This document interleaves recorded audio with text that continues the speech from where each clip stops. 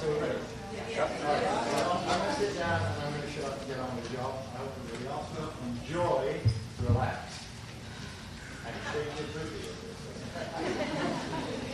On three, everybody bar in and out of Rusha is going to begin the sonic roar. Okay? Now, once you've got the rhythm going, I can feel the room just moving along in the way that we can have that step. We'll kick in. All right? All right, so on three then. And try and sing together. Feel the words that we sing.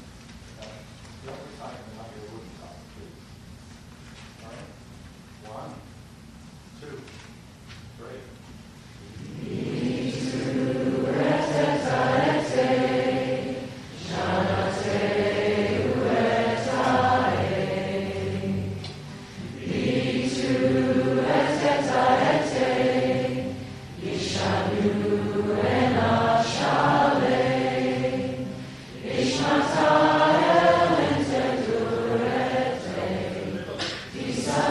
Israel.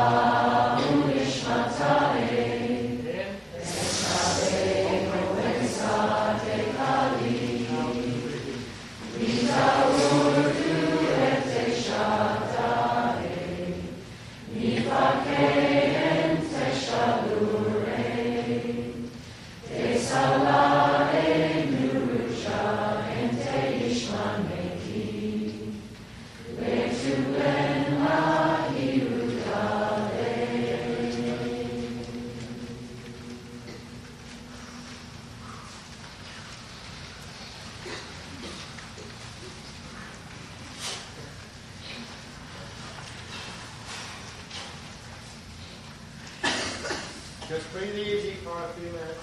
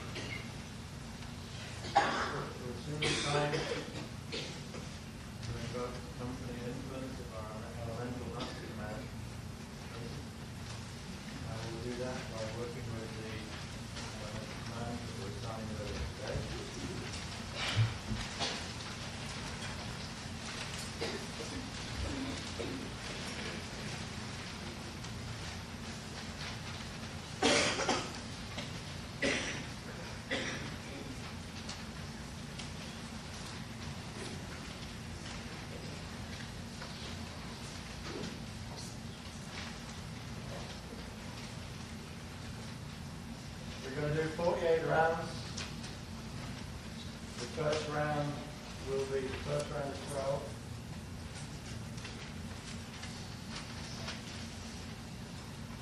The first 12 will be pedestrian but mildly pacey. The second, third, and fourth groups of 12 will be progressively faster until in the final 12 we will be able to fairly be able to keep all the time. But we'll push it from the first start. If you want to just take a few minutes to breathe and relax before we go to the next. And frequency building starts.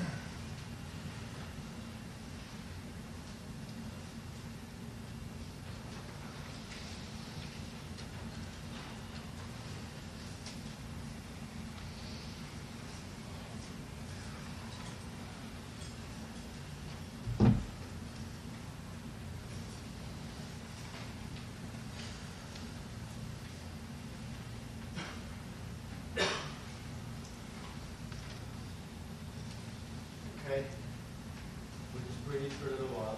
Just ease down a little bit. There we go. I'm not sure what I was hoping, but anyway, 48.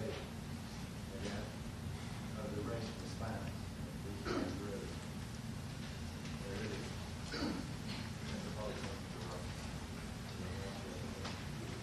So remember, prefixes have been assigned according to the role that you're playing in the chapter.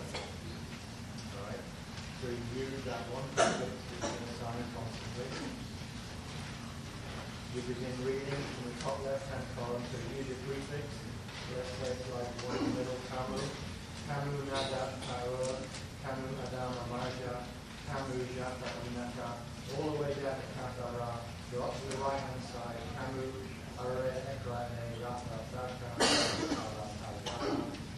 okay? Down to the bottom, to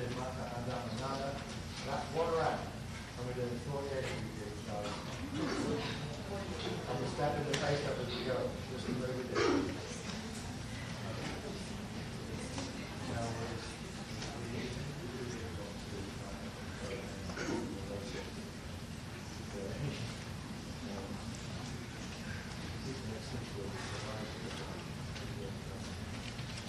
Okay, we're ready. Are you sure you're ready to go now?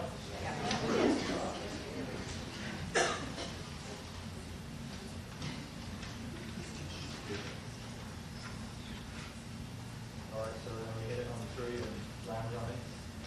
We won't start too quickly with round 12 because by the time we get to the fourth level, we're not going to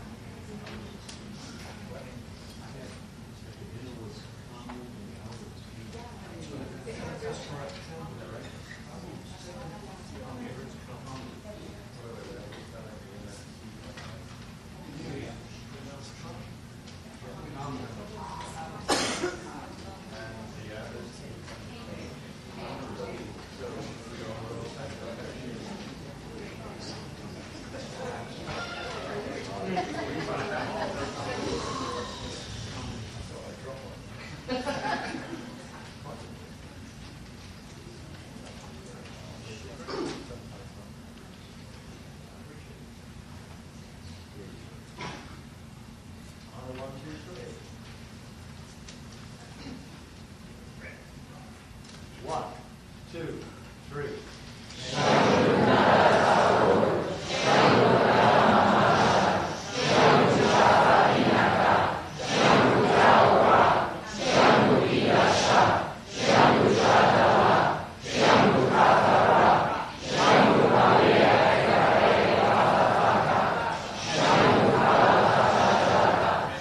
Shambhu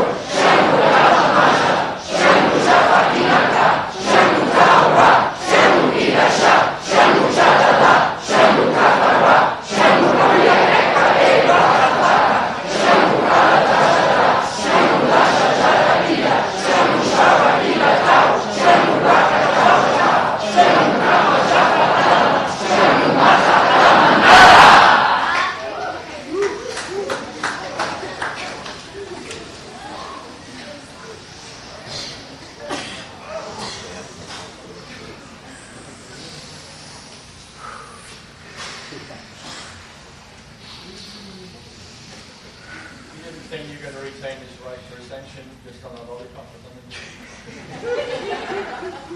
You're just going to open your heart all down. Wonderful job, guys. Good job. I don't know what I meant when I said I didn't really think about it, but I was hoping we didn't have to do 4 days. Good job. Good start, really well. You really did. Right, excellent. Let's go behind that.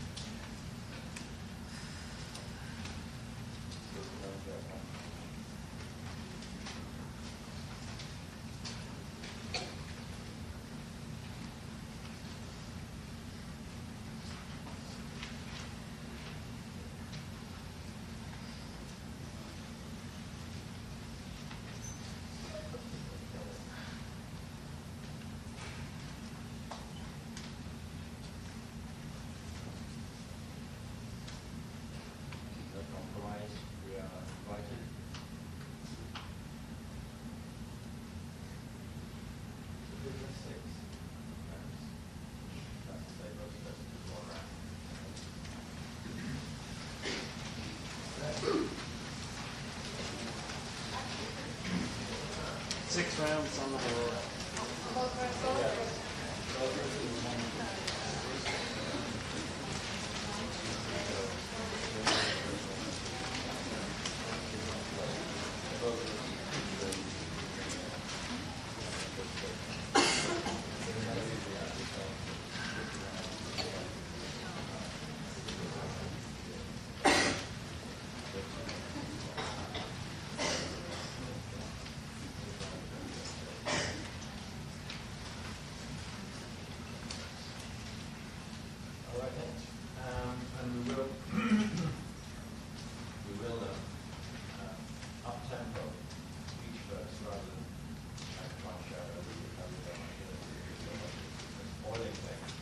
Try and remember, as each verse goes by, you take the tempo off this a little bit. And so the sixth and final round is really going a bit of a rhythm, but not so fast to spoil the whole experience, the whole production. Go then. On 3.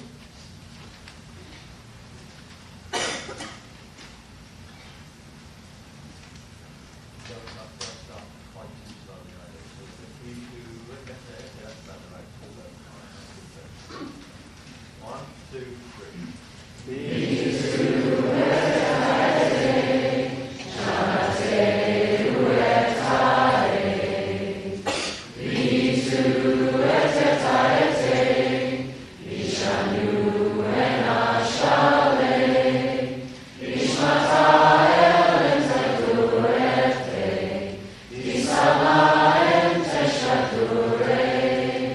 Samuel, Talusha, and Deus,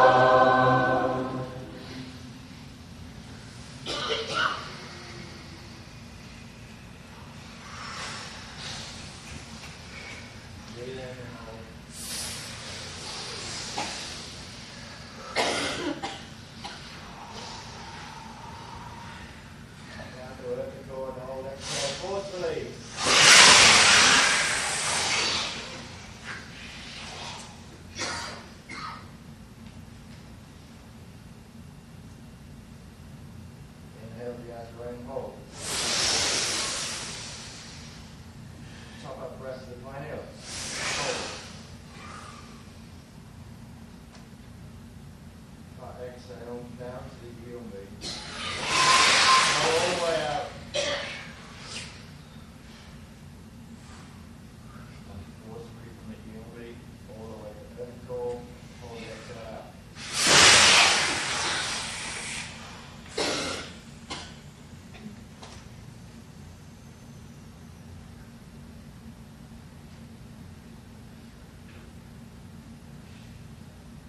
Up to the other end, hold.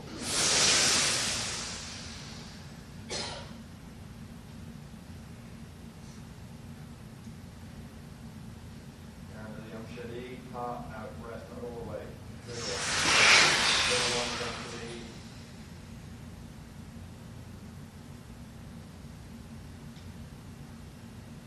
tiny inhale, the yogi. Force for the exhale down the vertical. Exhale out.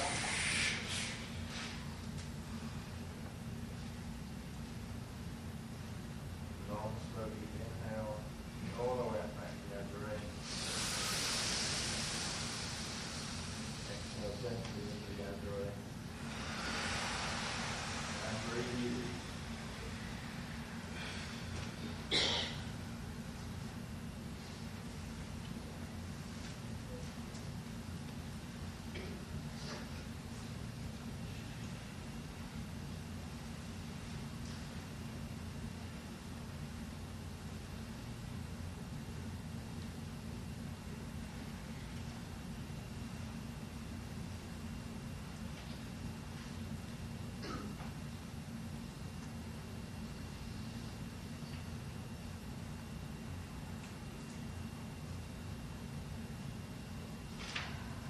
I believe you can provide thanks.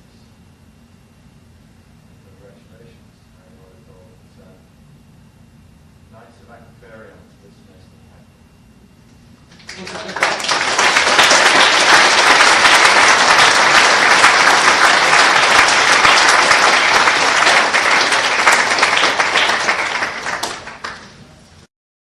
As is running off the mylars for them. So I'm going to go from, instead of doing part 3 that gets into that, I will do part 4 and 4 and 5 where we talk about the recent events and that kind of thing, kind of a quick roundup on what that is about. And by then the new graphs should be here, and God help me trying to speak them. But what's important is each one of them is a code in a sequence of codes that by the end of it is the primary activation of the dhala-luma. Now, to understand what the dhala-luma is, I had no clue, just so you know. I had absolutely no clue about this stuff. By the end of this graph sequence that you will see, come hell or high water, I'm going to get it out before 8 o'clock because it is a sequence. It is the activation. And boy, can I feel it now. I just got done with them, literally just got done, and my hairs are starting to go on my arms and stuff. It's doing something, just having them run through. So you're going to see them run through, even if they have to like fly by at the end if there's not enough time to explain everything. Eventually these will be explained in much more detail. But we not only find at the end of this journey what the dhala-luma is, we find out something fascinating, and I can't even put words on it. There's such a glory and a victory of having this information on this planet because this part has never been here before. And it's really our homecoming. At the end of all of this, we will understand conceptually at least what the cosmos exists within. And we will understand something called the Luma Eterna. Eternal illumination, or the illumination that does not turn. It just radiates. It doesn't spin. This is the beginning of very rapid slide training to go with this, because we are getting the activations now. They're actually coming in now. Once I got the final graph done, it was like a light switch came on and the shield started to activate around me. So I'm not going to waste time talking about that, but we will get to those, and we'll pick up where we left off with the Eye of God, because it's all about that. And through this, we'll find out what the Akushate matrix is, and then what the Rushate matrix is, and what the Rishate matrix is, and what happens when the Taran is born. And then we will be able to understand the Dalais, what they are, And at the end of that, there's an old graph that has new information on it that will show you what that has to do with the crystal heart codes and what we're activating. Now, what I want to talk about before those graphs come, because there's so many of them, once they come, I want to go right into that information because I want you to have this information. This isn't even set up, is it? Well, it's probably just a turn it on maybe thing. Just rotate it. Oh, just rotate it? Okay, thank you. Grab the egg. Thank you. Okay. Some of what I wanted to discuss, this will fit into the, this will cover information that is both in part 4 partially and part 5. Where's recent event stuff? Okay, let me see. I have a hard time reading when my eyes are this tired. Let's see. Recent, yeah, okay. Yeah, there we go. The recent events. It will begin with the part 4, and we'll go into probably part 5, and by that time it will be back so we can do part 3, which is not uncommon in our workshops as far as sequence getting moved around by the beloveds and the timing that's needed. Thank you guys for doing that. Okay, now, what I want to talk about is recent events. That's front. Yeah. Thank you for doing that. Okay, now, oops. All right, we can leave that one up. Thank you very much. Okay, now, what you're seeing here.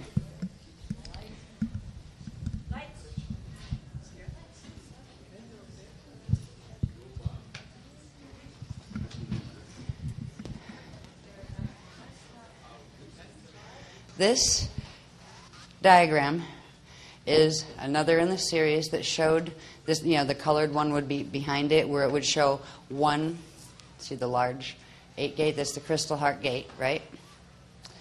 This one is going to show you what has to do with what we talked about as far as the nets and the hibernation zones and the entire matrix here of the fallen angelics that has finally caused the fall of this system and its alignment with the fall of this Ekaveka system. There is something that's connected to the threshold matrix, as we've talked about before, that works on the Fibonacci spiral and that is connected to the beast network and all the black hole technologies. Well, this particular thing, we have where a spanner gate would be, right? A natural Christic spanner gate, right? There are implant systems that actually hold the nets in place, that run through the net platforms that are now going in reverse, that are the hibernation zones, that are called the caduceus. Notice the caduceus is a word that is used to describe that medical symbol that you see with the 2 snakes. There's wings here too, but we didn't get to the wings yet. But it's enough to understand that the caduceus networks are artificial implant networks that were put in through various layers of the planes and the platforms going up on each of the 12 spanner gates in order to attempt to take over the spanner gates if they were ever activated. But also, when the spanner gates weren't activated, the Astura passages were, because they were the seeding 3 passages that that life was seeded here through the Astura passages. So what these caduceus networks have done is, since the Atlantean period, they have taken and reversed the currents of the central vertical column in each of the Astura chambers of the natural gate sets. This has created and held in place the nets. It also creates an artificial form of electricity, and that's what our planet runs on right now as far as our whole electrical grid and all of the things that science is using. It creates electrons in a mutated way. It mutates electrons and creates a type of power that is very unnatural. And at the center of the planet, running in our rod, all right, you know how we have the staff that's the vertical column of energy and then the rod is the horizontal one? There is placed at a 90-degree angle to our natural rod another artificial rod that is run on a set of these on a horizontal plane. They're called the big ankhs because when these 2 things depolarize, it creates a loop that takes over the spanner, and then it takes over the spanner gate from there. So what you end up with is an ankh. This is the old Ankh technology from the Atlantean periods. And it was all about running the Caduceus network. The Caduceus network was originally put in here by the, how do you pronounce that? It's the mutated version of the Urantians, which were the Urantians, I believe, Urantias, those. They do the Urantia book and that kind of thing. They put this in seating 1, actually. Now, the passages, as far as our passages go, the gate systems, these, as you will see by the end of the Eye of God information, these are a natural configuration that exists within an organic stellar body. They are part of everyone's anatomy, and they are natural. So I wanted you to understand a little bit about these Caduceus interface systems because when we went to Peru in May of this year, the hibernation zone people who are now actually waging war, there's going to be a red versus green dragon allies war, like whoever's on which side, they're all going to just polarize into 2 groups. And we're standing right in the middle at this point because the Kryst races, the Aquafarian races, have intervened and will not let them take this any further, because what the hibernation zone Red Dragon crew wanted to do, and actually began to succeed in doing, was they wanted to activate the central ankhs in the rod, which would be 2 of these that go into their full activation, and the heads depolarize and become an arc. That would begin to spin very, very rapidly until it hit a certain critical mass point, at which point it would start spinning the hibernation zone, or not the net zones, and they were going to try to force a 3-day pole shift on the planet to drag us into the hibernation zones and get it over with, because they want the quantum more than they care about the body forms or shapes it comes in. And there were these activations that began in Peru. They activated, we had Spanner 7 gate open at that point, and they activated the Caduceus 7, and we counteracted that. And progressively, it's been tit for tat until we got to the period of July 7th. Now, they use harmonics, and we had Spanner 7 and Caduceus 7 were, the ones that had been activated at the time. Spanner 7 was still holding. The Green Dragon group, because they do not want the ankhs to be activated on a rotation that is different than what they need, they did not want the Red Dragon group from the hibernation zones to roll us all into the hibernation zones, because the Green Dragons do not want to be under the control of the Red Dragons, and they are under control of the hibernation zones. This has to do with like Knights Saxony and Knights Paraclete and these guys. They are running the hibernation zones with a bunch of help from E.T. elsewhere of Fallen Angelic Land. So what happened on July 7th, and this was planned for at least a year or 2. You know what happened on July 7th? There was the Live Earth concerts, 7 different continents with 24 hours of concerts. These type of events are always grid activations. When you get huge amounts of people together for whatever the purpose, especially if music's involved with bass pulse rhythms and all of that kind of thing. This was a Green Dragon adventure to stop the Red Dragons, and they actually won that round. Now, the round they were trying to win was because on July 17th, the Red Dragons had planned to do a very large blast that has to do with the Borgia matrix and getting power from elsewhere. They would have activated the ankhs on their natural spin. The ankhs' natural spin is reversed to organic. They would have activated the ankhs, and we would have gone into roll, and it would have been 3-day evac if we could have got out at all. So the Green Dragons made some kind of deals with the Christics and up there, and said, look, I know you can't help us because that would be getting involved directly in the war that they're having with the Red Dragons, and they know we won't do that. But what if we succeed in getting it activated on its organic spin, which is opposite to what the Red Dragons want? That means it won't roll us, the nets won't roll us into the hibernation zones. Would you help us support it and keep it that way if we could get it that way? And that deal was struck. So there are certain things done by the Christic races from Eartha and all the way up that have to do with opening the Sala Kali chambers that run from density 2 Sala down into Eartha and Earth to get enough power and energy to actually sheathe the network that would run from the sites. If you took I have a map that I'll probably get into that. Maybe I'll talk more about it in Virginia Beach because more of it's going to be opening. But there's a certain network that looked like a bolt of lightning when we first had to do it as a mural on our wall. And it's actually a chamber that runs through the exact sites that were activated in the 777 concerts, the Live Earth concerts. Each of the places where one of the main concerts was being held. I mean, think about it. They had one at the South Pole. Who has concerts at the South Pole? Right. Right. And when you trace them, starting with what one would hit that day first, tracing the time zones over, it created a very specific line that kind of looks like a pulse beat. And that was the line that the Greens used to interface the Caduceus network and temporarily get control of the large ankhs.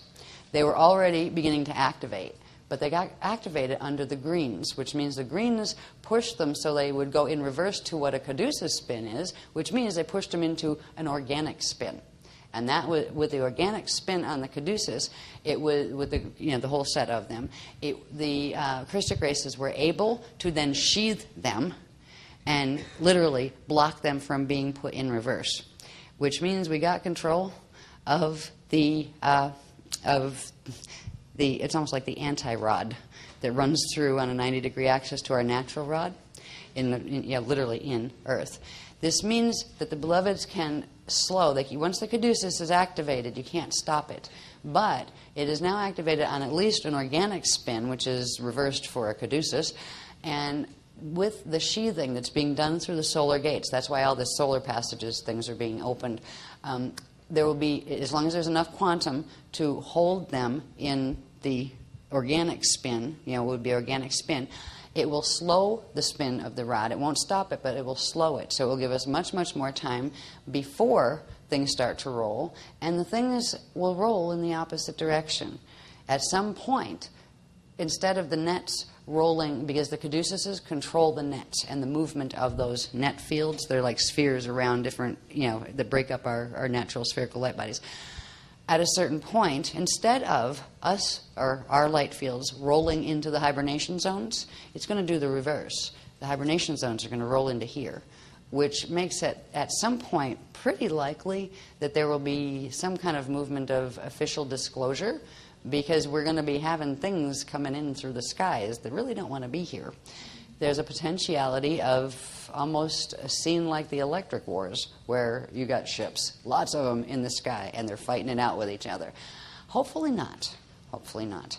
But the 777 activation on the Green Dragon side was a good thing in terms of it allowed for the host to continue here, because if it had gone the other way, we would have had 3-day evac call. And none of us are ready for that biologically. We wouldn't have been able to slide yet. There's an advantage also to what was needed to be done as far as opening all of those solar passages, going up through the densities all the way up into density 2 Eden level with what's called the Sala Sira, which is the Sirius B central sun temple in the Edens in density 2. These frequencies will give us a huge frequency boost, and that's why they're throwing at us this information about the Eye of God and what it means about the Dale activations. We wouldn't be doing Dale activations yet, not for quite a while, if it weren't for these activations taking place on the planet.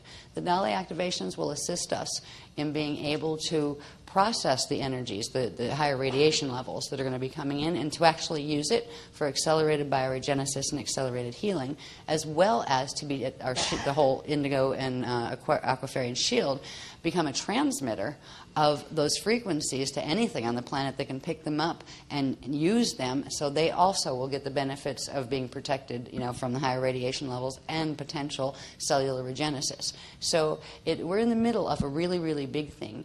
And the key thing is they wanted us to be able to do the dhala-luma activation. And the first part, and I think the most important part of that activation, because as soon as the graph run was done, I could feel it start. And my hair started to stand up. I have that little radar in my kaolin skin crystals that makes the hair go up and down when activations are coming through, or if I get confirmation on something, I get like either a 45 degree, which means so-so, almost exactly right, or 90 degree angle, and my hairs all stand up, and that means, yes, that's a direct hit. That's exact, right? So anyway, I started to get that. They wanted the graph sequence done. I was thinking, can't we just like shortcut this and like, give me the end graph, and I'll say there's a bunch in between that we'll get to, and that kind of thing. And they said, no, you have to have the sequence of them.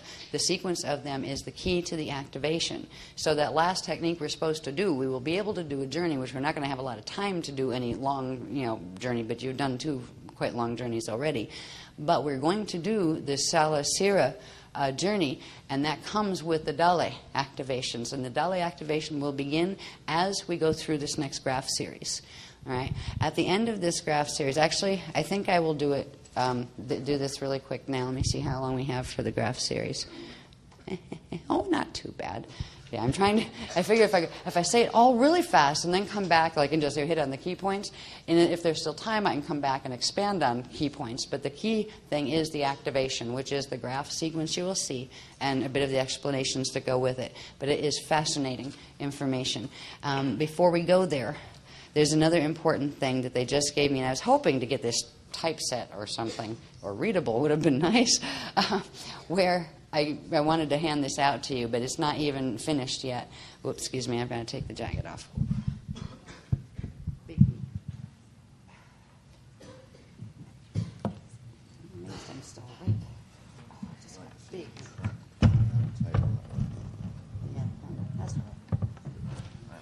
Alrighty, there we go.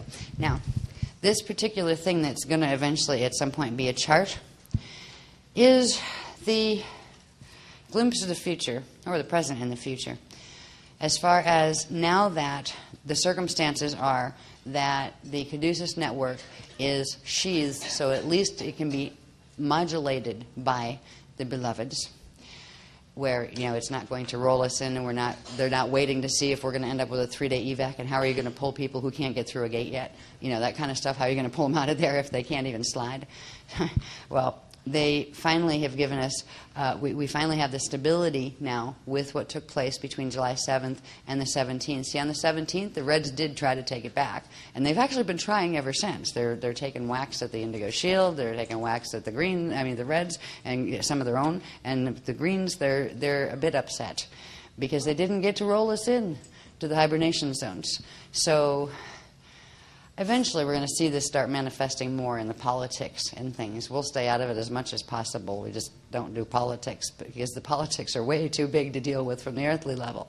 But we do have at least now, the beloveds have a relative time frame. As long as we can hold the host and we can hit the certain activation levels and anchor and stabilize certain things that are on autopilot now that will be coming in as far as the solar gates activating. There'll probably be a burst coming in from density 3 Andromeda before FOL or at FOL 2008 or something like that, opening the entire Anson-Stacia passage link to create enough frequency to continue to have enough frequency to keep the Caduceus network from reversing back to what it's supposed to. And you've got other people on the Red Dragon side in the hibernation zones trying desperately to gain enough power from anywhere in order to try to hit the rod again and make it go in reverse. So it's literally a power struggle over the planetary rod at this point.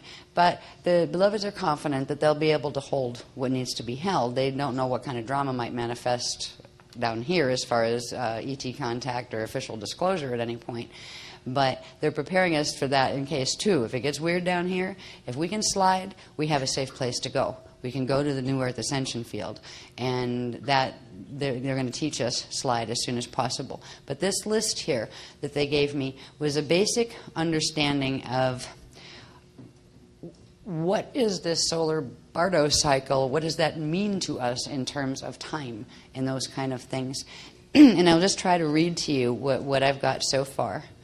They said, okay, so reading is always slow for me when I'm on wave.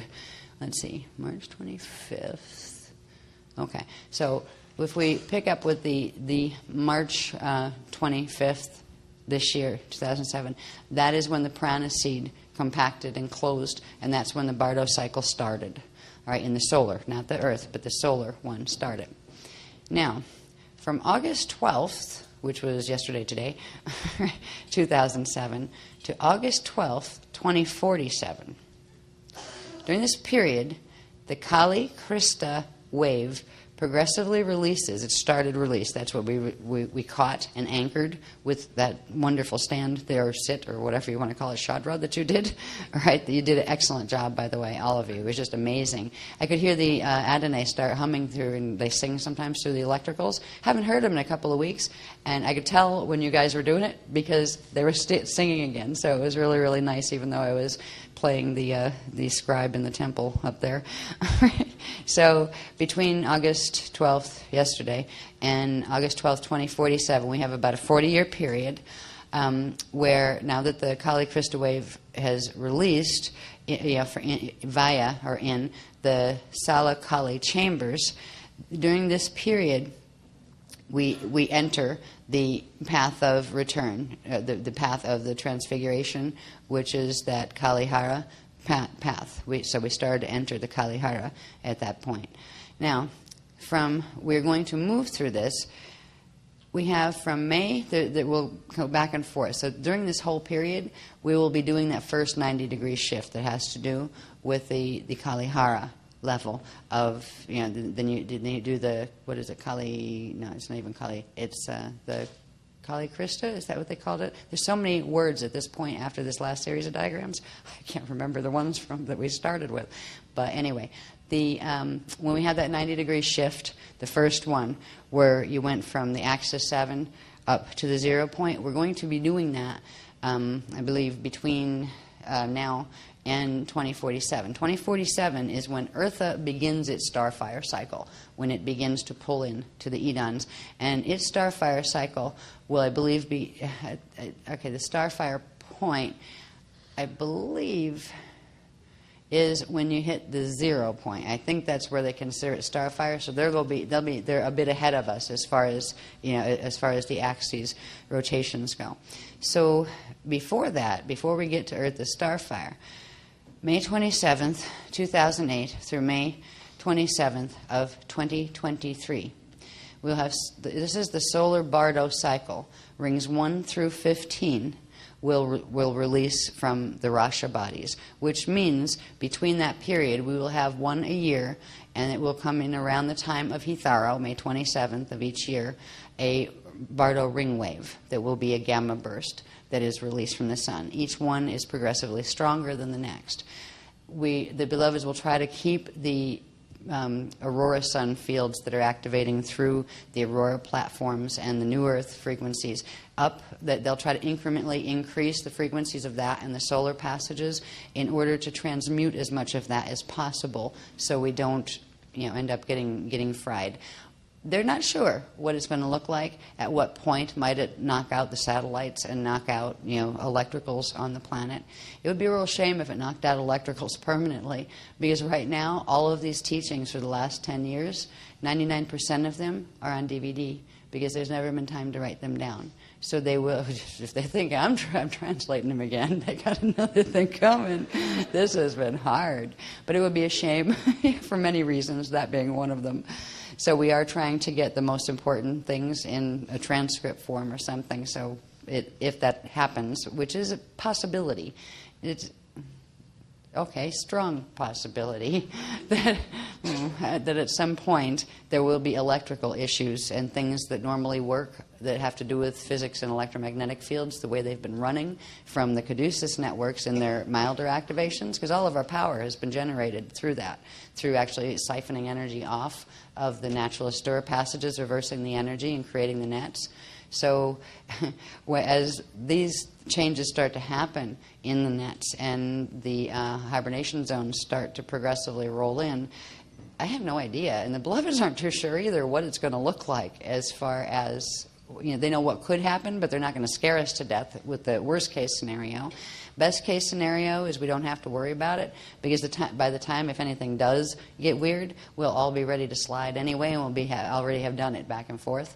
Because what they're trying to train the first slide teams to do, or the glide teams first, and then once you can glide well, then they'll try to get you activated enough where you can slide and physically go to visit.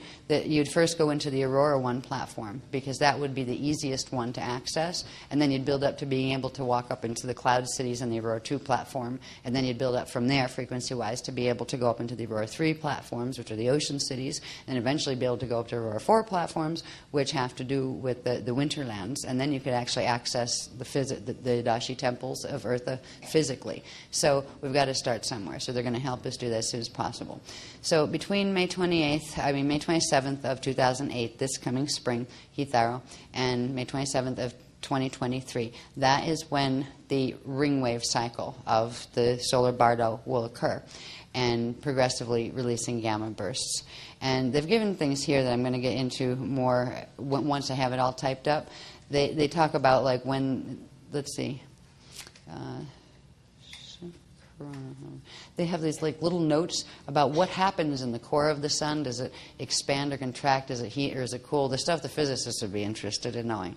That has been, the first beginnings of that has been given with each of these date entries, but it's not even coherent where I can read it yet, which means there's more to come. Probably each one will be a page long at least, but at least you know what is going to happen. What does what look like? We'll have to wait until we get more information on it. So then on May 27th between May 27th of 2023 and May 27th of 2024, all right, that's after the ring wave cycle completed, there's going to be, this is called the year of silence, where the sun's core will stabilize from the Rasha release, okay, because what it's doing is the Rasha release. It's releasing the Rasha body and the light body. And it will, let me see if I can read what it does before that. Okay, 1 year. One per year. Surface, okay, during the ring wave cycles, there'll be a progressive surface corona heats as core cools. Core begins contraction and corona surface expansion. All right, so sun is doing weird things at this point. I wouldn't doubt if very strange sunspot cycles and such and solar bursts and things start happening somewhere in that period between next spring and 2023. But in between, then the year between 2023 and 2024, in that year, that's where the ring waves are done, and all of those things that are happening with the surface getting hotter and the core cooling and all that, that will calm down and go into what they call the year of silence.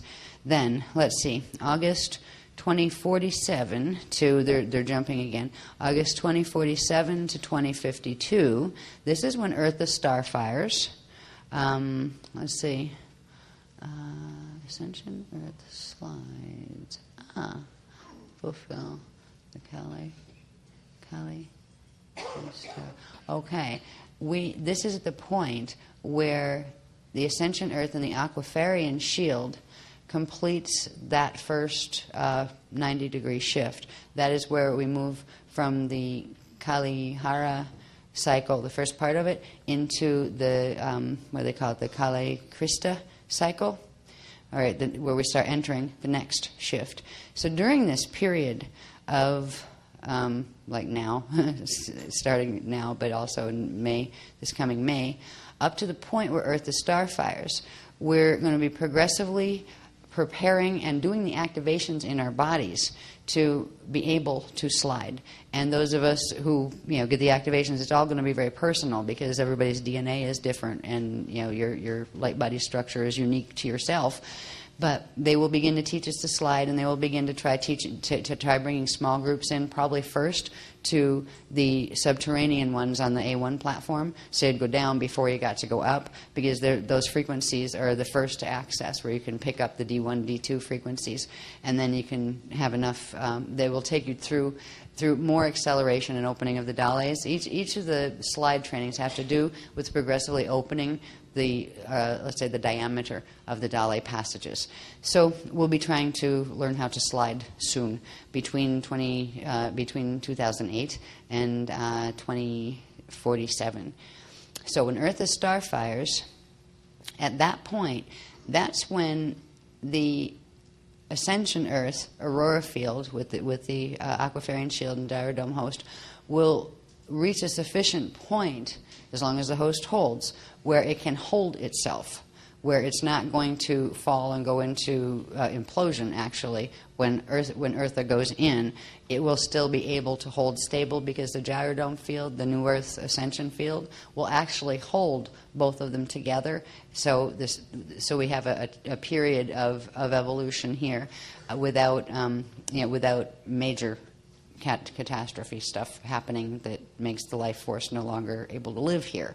So let's see, when Earth is star fires, we go into the Kale-Kryst star level of the cycle. We start that cycle, all right, or the New Earth does. This Earth can't do those shifts in rotation, but the host field will hold this Earth and the New Earth is shifting gently together and allow them, because the gyrodome is a gyrating dome, and it can shift, just like it can realign the gates. It can keep the shifting, the natural crystic shifting of the New Earth ascension zone from dragging the Earth polar alignment in with it. So the gyrodome will make sure that Earth can stay where it is as much as possible without getting dragged into a transition it's not capable of making. Now, when we get to May 27th, 2024 through May 27th, 2274, this is the period of, this is where we have the solar, it's hard to read the writing even. This is called the solar Bardet cycle. That is the end of the Bardet cycle. That is that 223 years, I believe, 223-year evac window period. It comes out to be 223 years. It was basically said as about 250 years of potential. For anybody that's getting into slide zone needs to get into slide zone, because in, let's see, evac host end. All right, the evac host will end the year of May 2274 to 2275. That is when the Ascension Earth will starfire to Adashi 1, and that is when the host is done. So that at that point there are other things that will happen. What the ascension path goes through. In other words, we'll be all out of here by then, right? With our bodies, ideally, and anything that can bardo out and still incarnate very quickly. It's a very quick incarnation cycle into an aquafairy race, which is part aquafarian and part human that you are right now. In the Aurora platforms, you'd have to be able to reach an Aurora 3 activation, because that is where the aquafairy gene code will hold. They're going to try to downstep it, but there's not a lot of time to do that. But it gives people that don't have enough time to get their bodies to where they could do a full starfire during that period, before it's time for Earth, the Ascension Earth to starfire. It gives them an opportunity to very quickly, if their own bodies, it's not going to be something that everybody jump off a cliff type thing. It's not like that. It's not a Heaven's Gate craziness thing. It's basically people whose bodies aren't capable of doing the transition naturally, the starfire transition, will just their bodies will start to wind down a bit. And for whatever reason, they will be part of larger, small evac waves that are going out for incarnation for the specific purpose of incarnating into the aquafairy race lines in the new Ascension Earth zone, so they can have a physical body there and take it from there. Because there's not much time left for an incarnation cycle without getting caught up in what will be the kale-hara or the kale-dima. The kale-dima being the fall, or the kale-hara being the step back, going through the Ring of Fire passage back into the Edens, where you have to rebirth back out again. So there's a lot being done. The most important thing for all of us, really, at this point in time, is to work on really establishing connections with people we feel comfortable with in projection. Right now we can only glide, and they can't come down here because it would make them very, very sick, not to mention that both Reds and Greens would consider it an invasion, and they would do really drastic things about that, so they're not going to do that.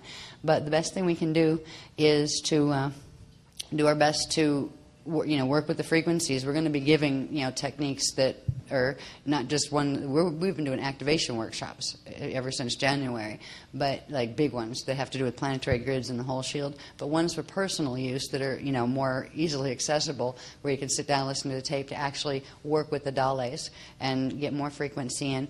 And the best way to prepare for being able to slide is go to the people who know how to do it best. And that would be the Aquafarian. And they're going to assist. They're making themselves available in the Aurora 3 platforms. They're even bringing some of their races down into the Aurora 2 and Aurora 1 platforms to be able to interface with us directly. That's why the projection journeys are important, because you can progressively establish a relationship with them where you can communicate with them, where you can hear them, and you'll progressively develop a clearer line. All right, so you'll have other things that try to mess with your line and try to say, hi, I'm an Aquafarian, now that they know you trust them.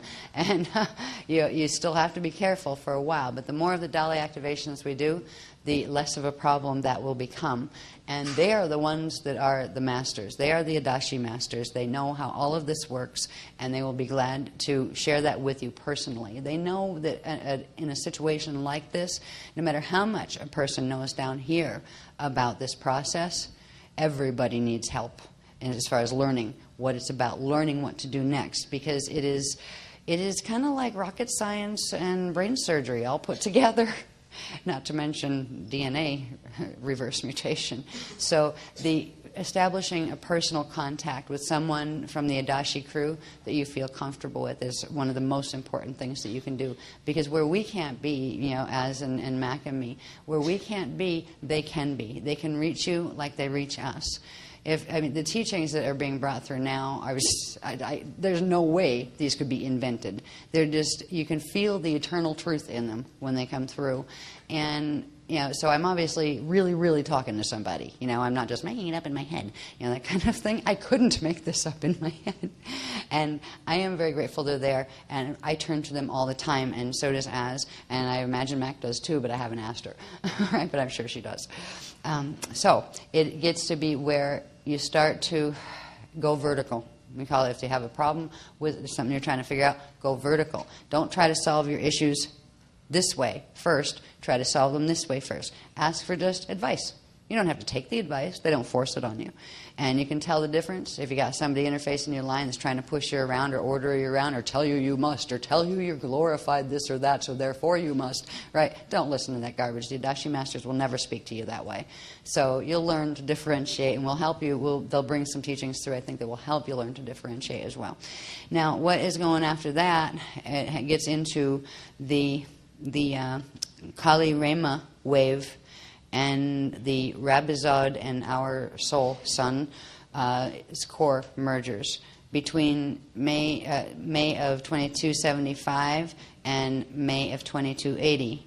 That is when the final Kale-hara wave, the Rama wave, that is the final gasp going backwards from the core of the sun back to the Edans, when the final prana-seed, the prana-seed actually shatters and opens the connection for a moment, and then it comes back together. And that's when the life force has the one opportunity left, so it doesn't fall, to go back through that shatter. Its own shield will shatter, but the vacuum will pull it back together from on the other side. So it's the rebirth cycle, which is different than reincarnation until you burn out. All right, so you would be in the Edan cycles and safe from fall, but you would have to do a whole cycle there over and a whole cycle out here over before you might have a chance to do the Adashi turnaround. And that wave goes out during that period, which is the 2275 to 2280. All right, at this point, let me see. There's a whole bunch of little scribble stuff about technicals. Okay, I got that bit, Oh, once this occurs, once that the core prana seed does its shatter thing to open the what's called the Iran point in the prana seed, the creation point, that is the point where our sun will bond with its binary, which is Rabizad, the dark fallen sun. It's like in density. It's a half step down from density 2 and a half step up from density 3 and meets somewhere in the middle. It got tied into the Borges Eumbic triangulation, the time rip there, and our sun will bond with that at that point, and that's where we'll go from having what's considered a singular solar mass to a solar mass Rabizad has a solar mass of 7, which is like a mass of 7 times our sun, and you put that together with our sun, you get a solar mass of 8, and I believe 7 or 8 is where science here knows that's what it takes to do the minimum it takes to do a nova. And it's at that point that our sun will be in a nova cycle. It enters the beginning of the nova cycle. And there's various things that will happen with the planet. I mean, progressively, the radiation is going to get strange. They haven't said at what point no life can live here. At this point, life can still live here. But once the Earth has made a choice that it knows its structural body, or its atomic body, is going to fall, it is going to take the kale-hara wave out. And once that happens, all that is left is literally dead matter, because any of the spirit essence that came in from the spirit body, it literally pulls out. So it's going to do that on a planetary level. And there will be fallen angelic type beings that are still capable of living here. They will be scrambling to try to find ways to keep their bodies alive, because the bodies were progressively, once the matter dies, you can animate it, but you have to have a fully external source to be able to do it, which means you really have to eat a lot. And that doesn't mean necessarily food as we think of it.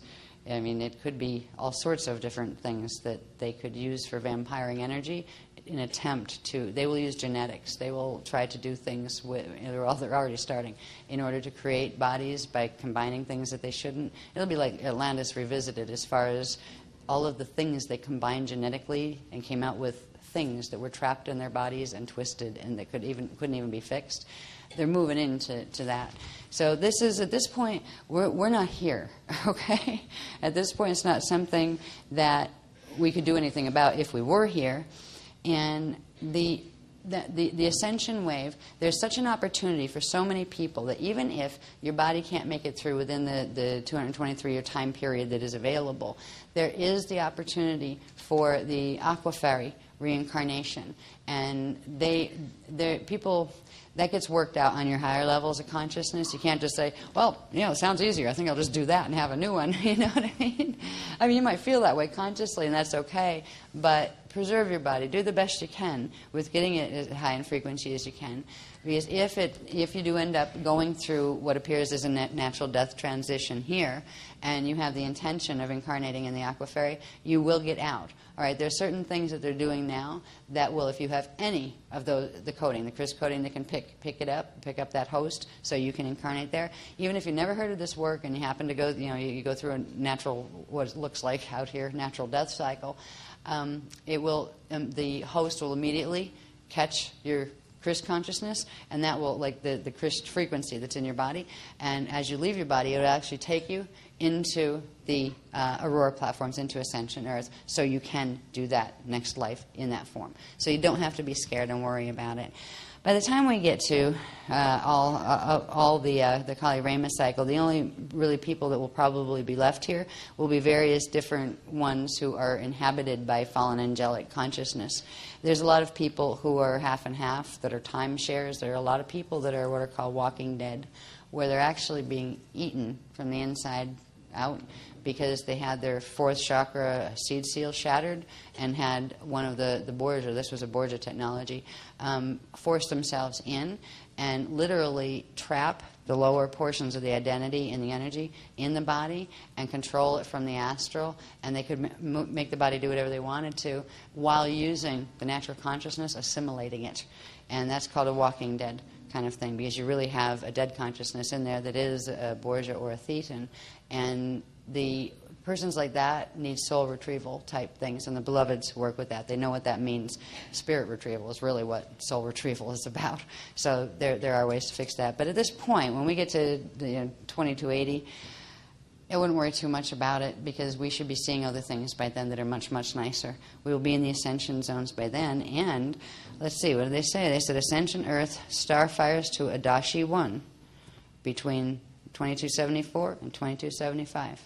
So not only are we out of here, but but literally the whole ascension host is out of here.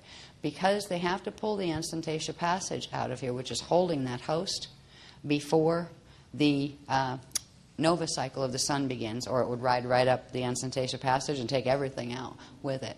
So that is the point where it's that 2275 point that the host just can't stay here any longer. The host line can't stay in, so we need to be out of here, and anything that can be out of here needs to be out of here by then. What happens after that is just probably things to be interesting to scientists to hear about, where between 2280 for about 2 to 2.5 billion years, we have a very long, what is called the kale-hara cycle, the nova death cycle of this solar system. This solar system will end up, right now, from what I hear, our Milky Way galaxy has a plane, say, here. Our solar system isn't actually sitting in the plane naturally. It will progressively come down and settle into the Milky Way plane. And the Milky Way plane will actually begin to merge with the part of Andromeda, because we were once, Andromeda and our galaxy were once one and the same before the black hole technologies ripped them apart, and we ended up with the Sagittarius A-star black hole in the middle of the Milky Way and that kind of stuff. So those will come back together too. And over this long period of time, at this point, you're going to start having things like sun becomes red giant temporarily. It does that red pulse thing where it, like expands out like very far, and its corona can wipe out the first 3 planets and those kind of things. At that point, when the sun starts to do that, there won't be any life left here on this planet anyway.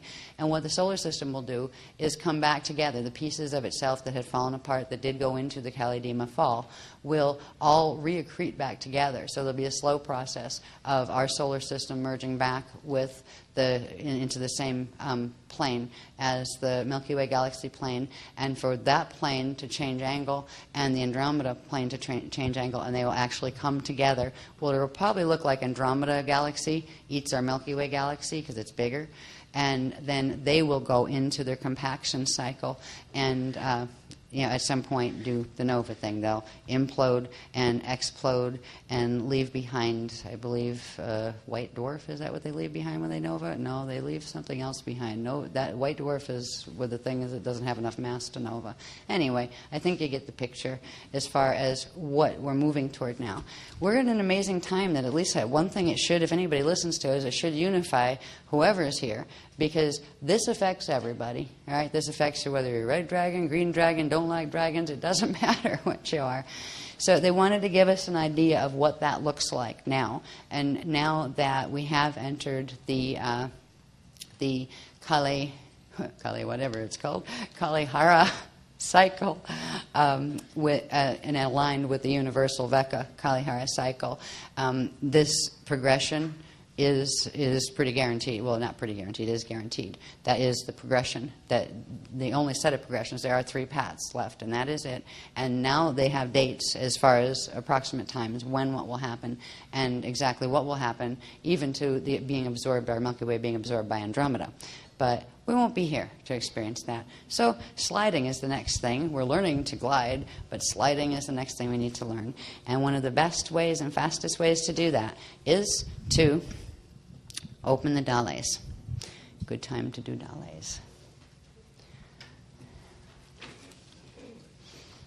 Please. Oh dear, here comes the wave.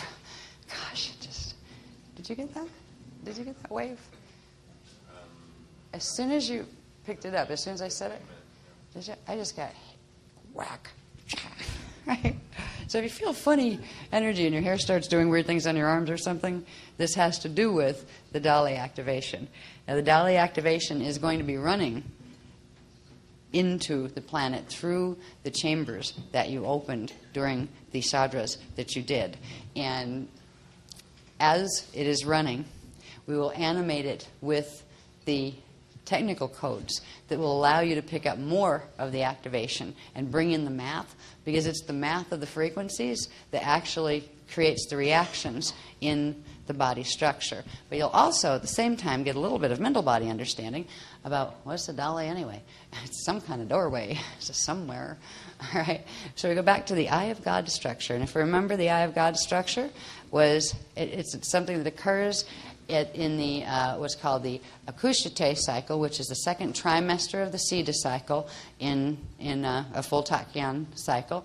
And after the triad is formed, Partakai 1, Partakai 2, they split, they form a triad, they start to spark, they make 3 sparks, they make the 4th spark, and then that consolidates into a kusha, and that begins trimester 2 and the kusha cycle. So we got up to the point where we understood a little bit about the eye of God. These are the times 1 replication, times 2, and the kusha is the quantum that was being replicated, times 1 or times 2 or times 3, and we talked about that yesterday. And this takes you up, just showing you the eye configuration, up to 7, right, up to the 7th. I will try to explain as coherently as possible what happens after that point. We went a little bit further. We did the heart of God thing. And I'll go to the next one now. So I just want to remind you, the eye of God. Oh, yeah, we got to go through these fast. I could spend 3 hours on each of these when we get to the new ones. Oh, my God. Right? This is just to remind you of those currents that form. Each one of those spheres creates a current that is the width of it. It creates a spinning tube of energy that it would be the same width of that sphere, and it carries the energies of that sphere back and forth between spirit and God source through the first creation point door and out into manifestation. So we've learned that this is the creation point door, and that is moving towards spirit, and this is moving toward manifestation.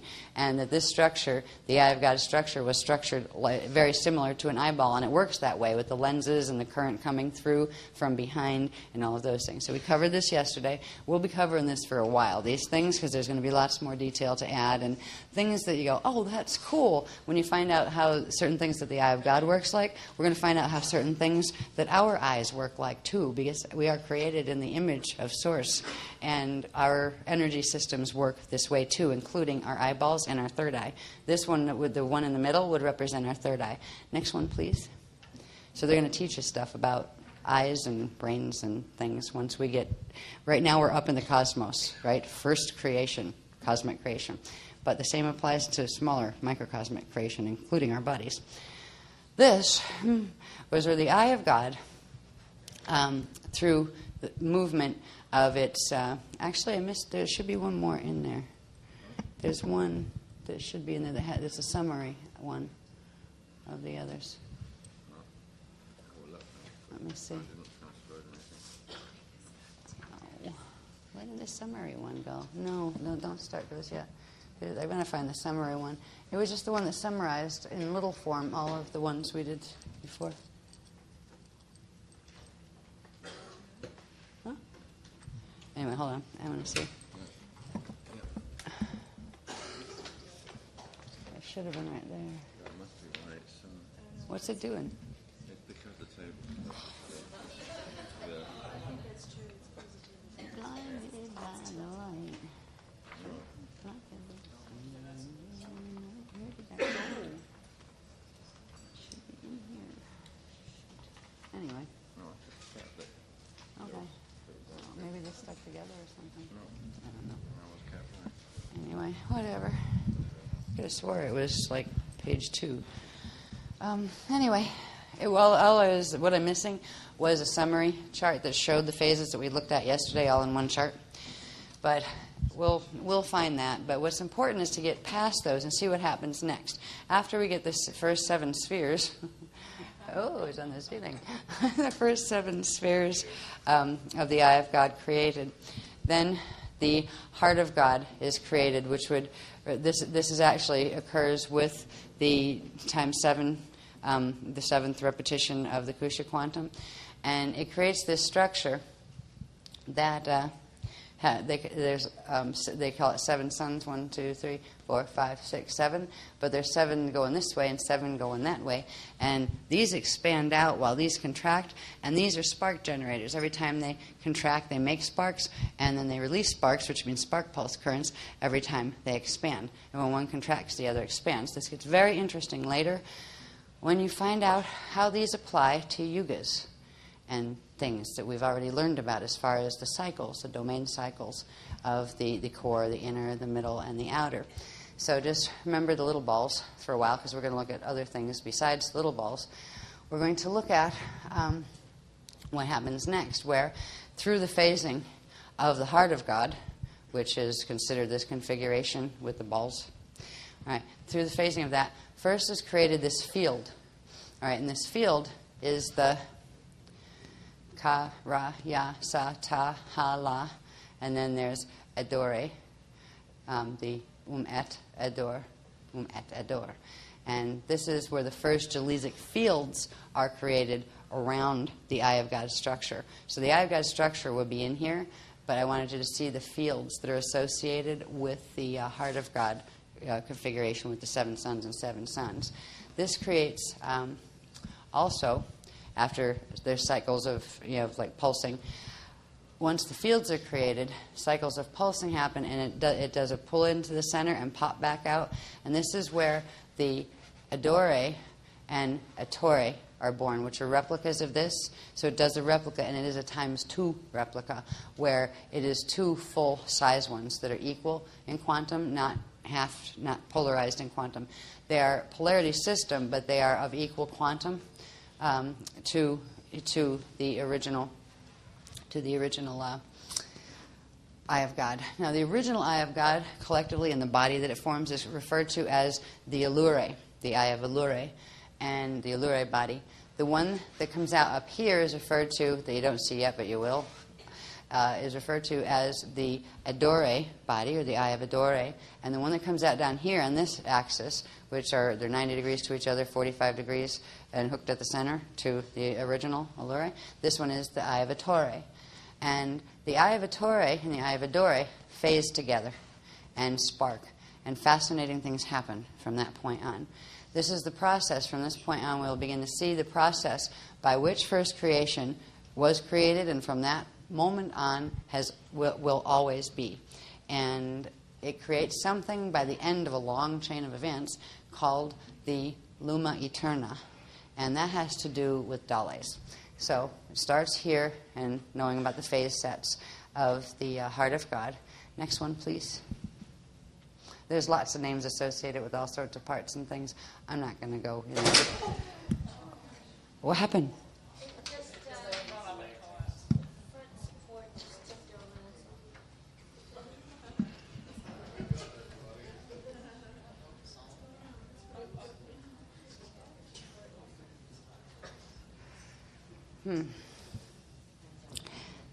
We've got a bit of interference. No kidding. Yeah, just try to... Oh, dear. Is that it doing that again? Oh, man.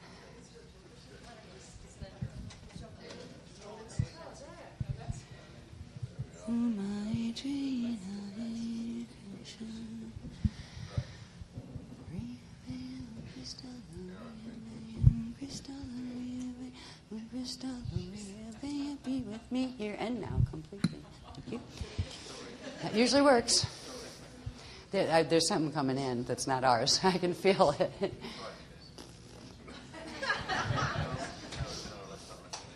No. All right. Anyway, now if we saw that when we had the Eye of Allure at the center with its 7 suns and 7 suns phase cells that created the layers, right? It created 7 different layers, the ka, ra, ya, sa, ta, ha, la. All right, that's where we get the kryst. If you take the A's out in between them, that's where the first kryst, the word kryst, came from. Now, when the replica happens, when that pulls in into the creation point door and goes back into the spirit side, it pops back out with not just two more eyes, but it pops out with 2 more eyes with their fields, with their Jalesic fields with them. So you've got 3 krysts now. Okay, you got 3 different ones. They're the same structure. So you have the eye of Ettore here, the eye of Adore there, and the eye of Allure, the original one, there. Now, these fields, all of these, they also have their sets of the Heart of God phase sets inside of them. It was just too much to try to put all of them on because you wouldn't be able to tell what you were looking at. It's hard enough as it is. You're seeing the 3 sets of 7 Jilisic fields and the eyes of God that generated them. Okay? So there's like mini creation point doors here, but there's a fascinating process that takes place from this point on. We'll look a little closer at what those eyes look like because just so you can see the structure, because it is the structure that is in your head. All right? We can now go to the next one. Yes, please. Thank you. Okay. If we look at just the eyes, right? Remember, those eyes, some of them are forward, some of them are backward from their original creation point. There's the original first creation point. Then there's these other 2, the Adore creation point and the Ettore creation point. And they all have that same relationship to what's in front of the door and what's behind the door. All right? What's in front of the door and what's behind the door. So it's shaped just like that, and they move through each other, and they work as lenses. So there are 3 lenses there. You have the Adore, the Ettore, the Adore, the Ettore, and the original Allure. Next one, please. And at some point, these will have currents and show you how manifestation actually takes place, where the manifestation point is, where the demanifestation point is. It gets fascinating. We don't have all of it, but just enough to show you where that's going. This is looking at them a little bit more closely and clearly. We can start to see the structure.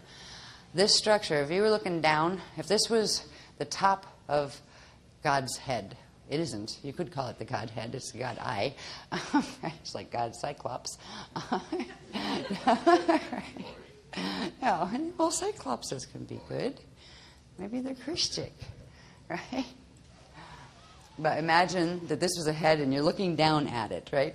So what you were seeing is what the eyes would look like, with a cross-section of the head. So you can look at it that way, too, not just as if spirit is over on this side and manifest is over on that side, because that's how most of these diagrams are structured.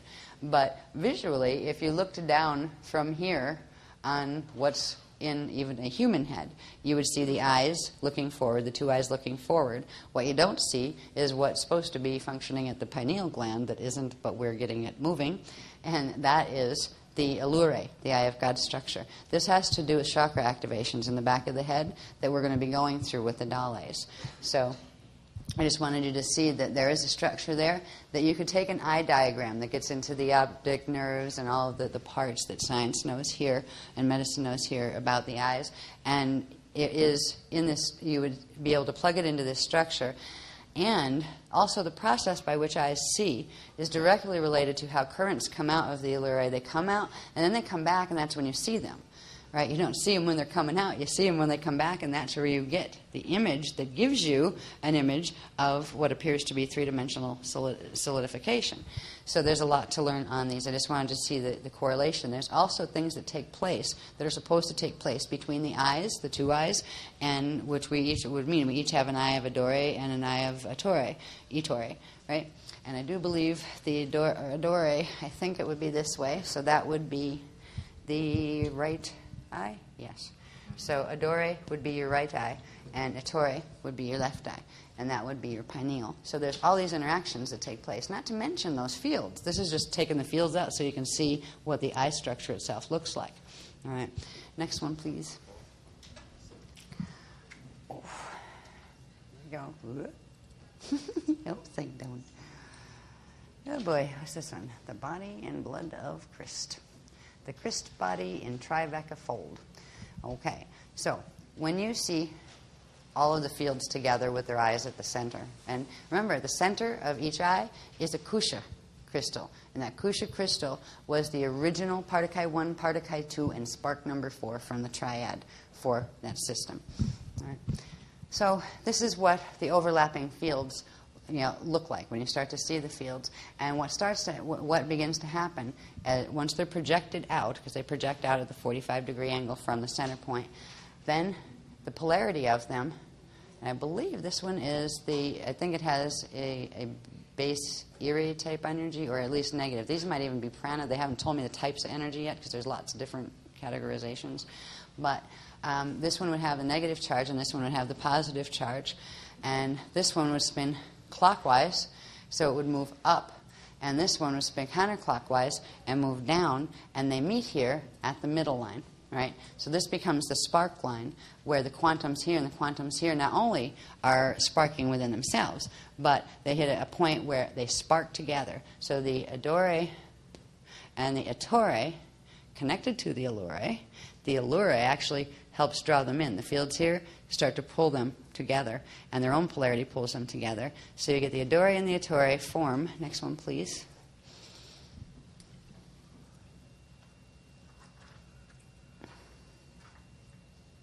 That's the one I was looking for before. Yeah. Okay. Just can you put that to the side, and I'll probably come back to that at some point. Thank you.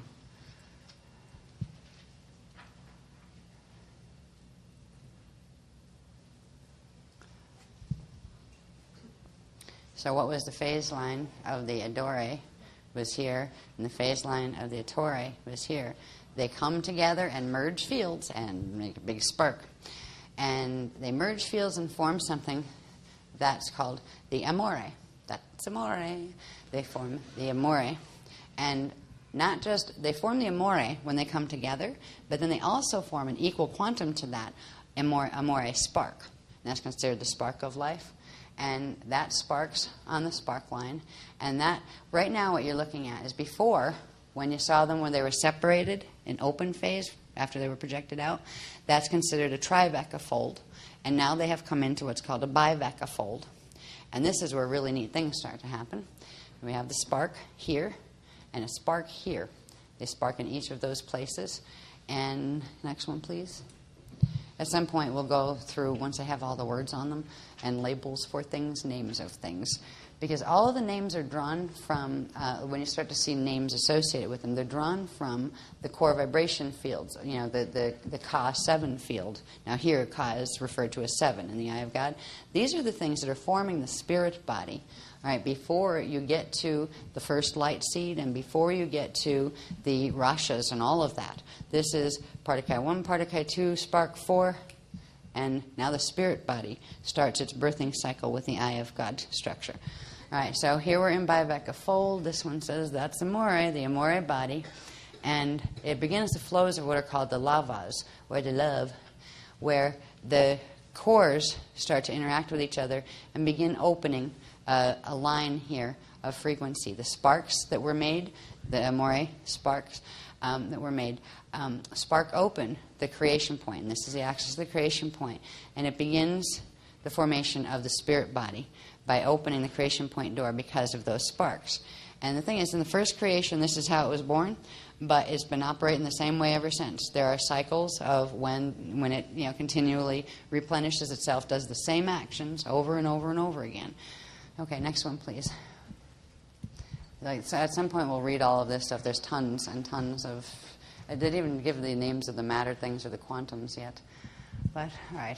Next, we have the kale-hara Navajo birth chamber opens with the kale spark backflow.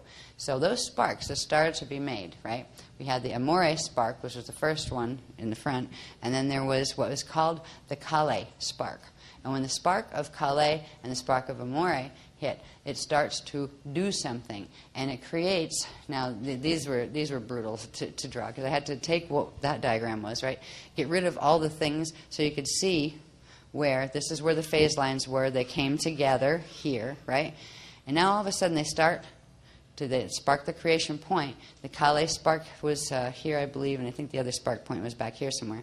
But those sparks, they sparked it open, and it started the process of the Amore body, right? Remember, the Amore is the Attore, the Ettore, and the Adore merged together with another quantum of that spark. The whole thing shifts and moves through the creation point door, where it ends up with 3/4 of its quantum in spirit, on the spirit side, and 1/4 remaining here. So it starts this process. Before we were working with just threes. Now we're working with fourths as well. All right, so let's see. the Amore body and the Amore lava spark of love and the spark of Kale, the spark of Kale, which is the second one. All right, ride the Amorea spark. They ride with the first one through the creation point into spirit, opening the kale-hara Navajo birthing chamber. This is the horizontal chamber. This process by the Amore and its spark moving through opens. Now the Amore body is this big from here to here, just like, and what it's measuring, I believe, Amore is the same size as this. We're showing it up to the 5 level, which is called the Ya level, the Ka-Ra Ya. All right, it's showing, coming down, Ka-Ra Ya, it's showing the Amore body at the level of the 5 Ya, because you wouldn't be able to see what's happening with the movement if you had the rest of them shown. So this is showing it from this part. Like there's one for the Allure, where it says these are the fields that still go with the Allure, the one that's staying at the center, right, the first eye in its creation. But the Amore moves through, and it moves its axis from where its center point used to be here, where it sparked when they came together, and it moves it all the way back here, where its center point is now here. So the body is back here. And that process causes the spark to move forward, to shift forward past the Amore body, and it opens, they say it pierces the skin of this larger body. This is called the Allure 8 level, the lay field. So we have La as 1, and then you have the lay out here. So it pierces the lay capsule, and that begins the process of opening what is called the kale-hara Navajo birth chamber. This is where creation potential, eternal life creation potential, is set in motion. Next one, please. Okay.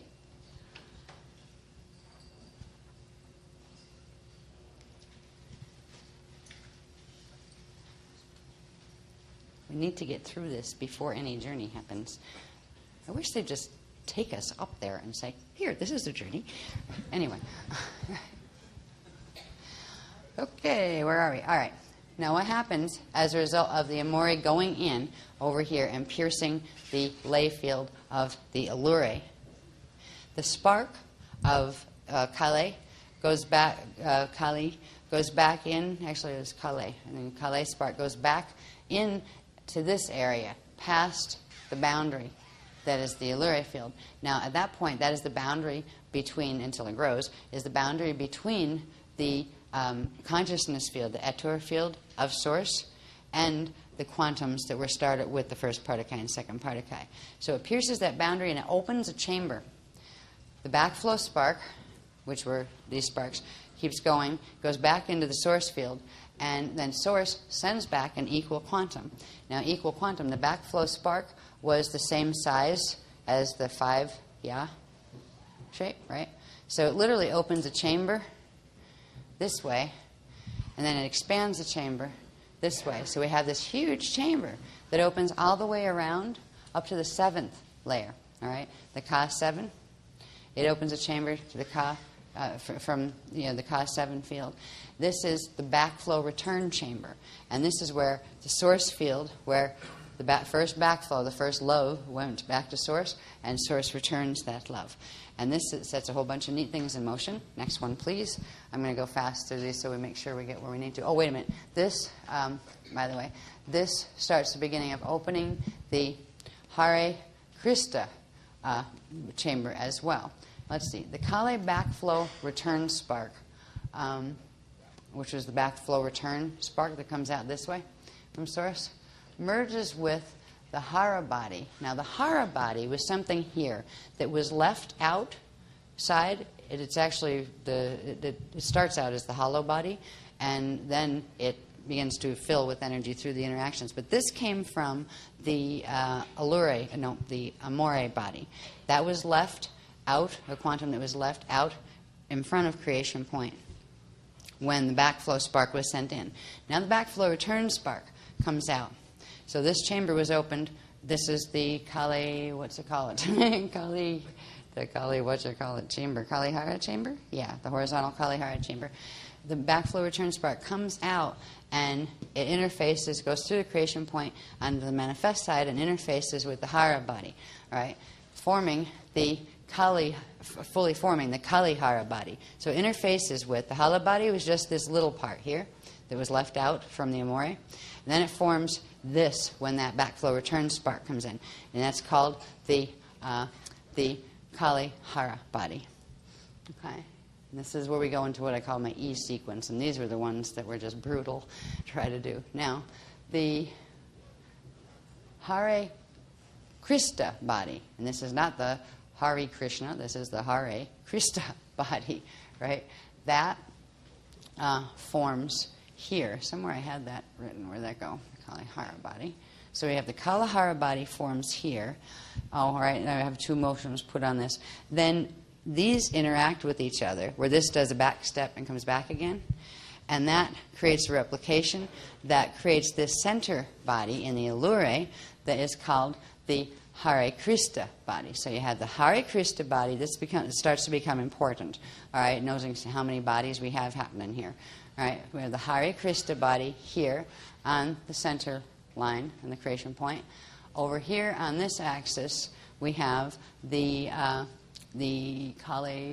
kale-hara, the kale-hara body, and at its center is the Hara energy. At its center of this one is the Hare energy. So when we're talking about Hara lines and those kind of things, these are the core source that they come from.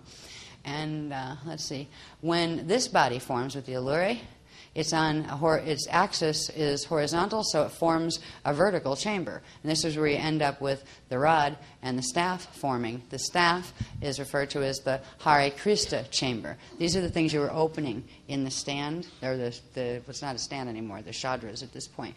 But these were the chambers that you were opening that ran through the figure 8 shape, the one that was vertical, and then the one crossing over. All right, next one, please.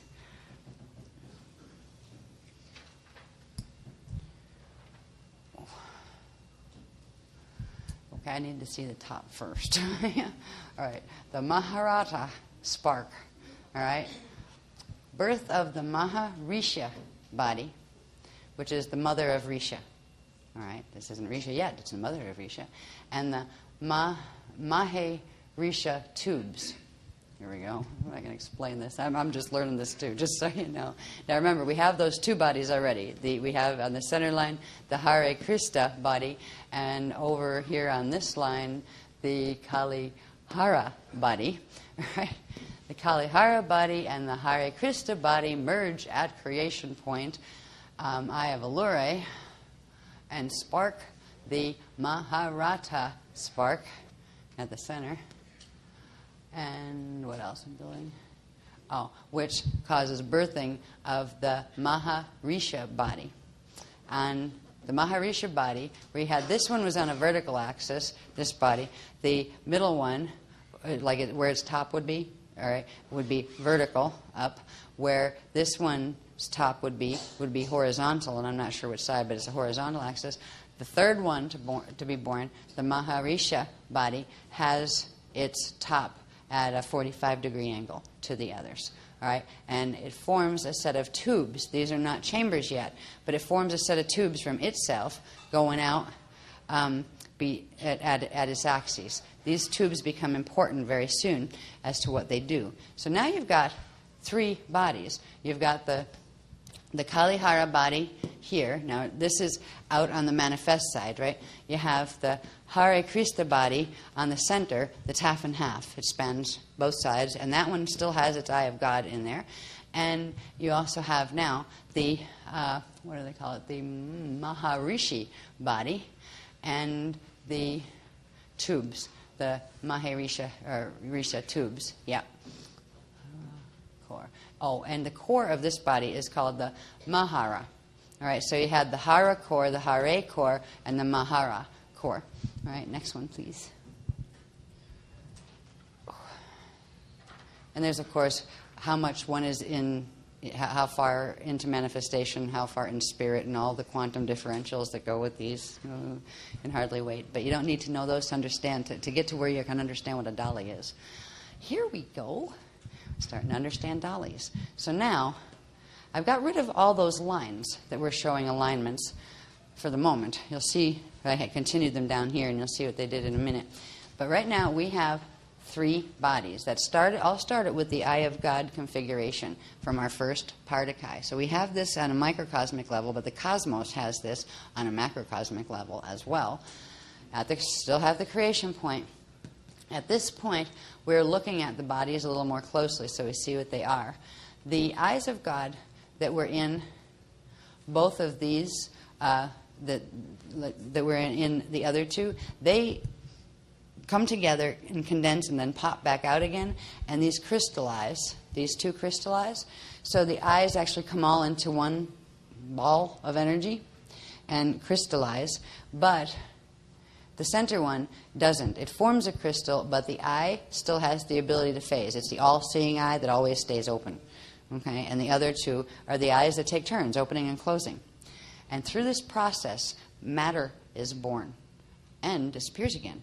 And this is absolutely fascinating what happens with here. But first, if we just look at the bodies, okay, we have these bodies, 3 of them.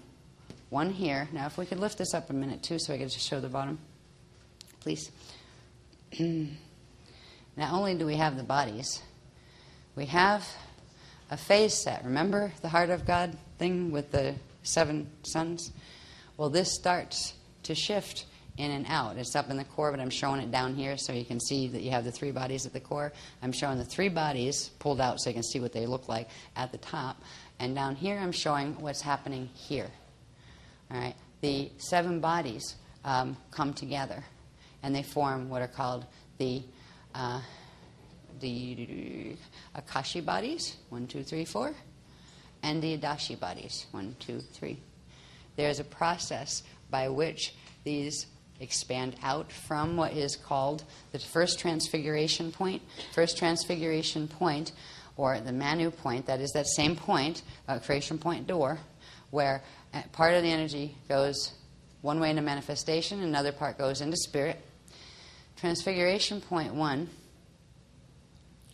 leads out to what is called what? Oh, and this is called the manifestation point.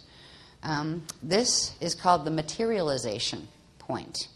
So manifest probably refers to like mane energy. Materialization probably refers to when mane breaks down into mana and prana and other things that happen. So eventually they're going to show us what exactly the currents are and the cycles are. That is the materialization point. So that's where you'd have matter beginning to happen. Here, you reach a dematerialization point. And when you get out to here, you reach transfiguration point 2. And that's the point where you're starting to demanifest. So the currents come in, they manifest, then they begin to materialize, and then they start to dematerialize. They hit the dematerialization point, progressively de-densify, hit the turnaround, enter the Adashi cycles, right? And then come back in, where this whole thing pulls back in, goes back through the first transfiguration point, and then starts a cycle out through the spirit body. Okay, so this whole thing starts to move back, where literally these 3 move back into the spirit body. And then there will be a turnaround point at the end of that. It has the same thing. A spirit body going this way will have the manifestation point, and then it will have the spirit materialization point, then it will have the spirit dematerialization point, and then transfiguration point 3. These are the transfigurations of the kryst, and this is what all matter goes through, and it's the same thing that your matter body will go through if you can fully activate Christ Star. This is the trip that your body takes in order to get somewhere very special. All right, so you'd make the next turnaround. That would bring you back here.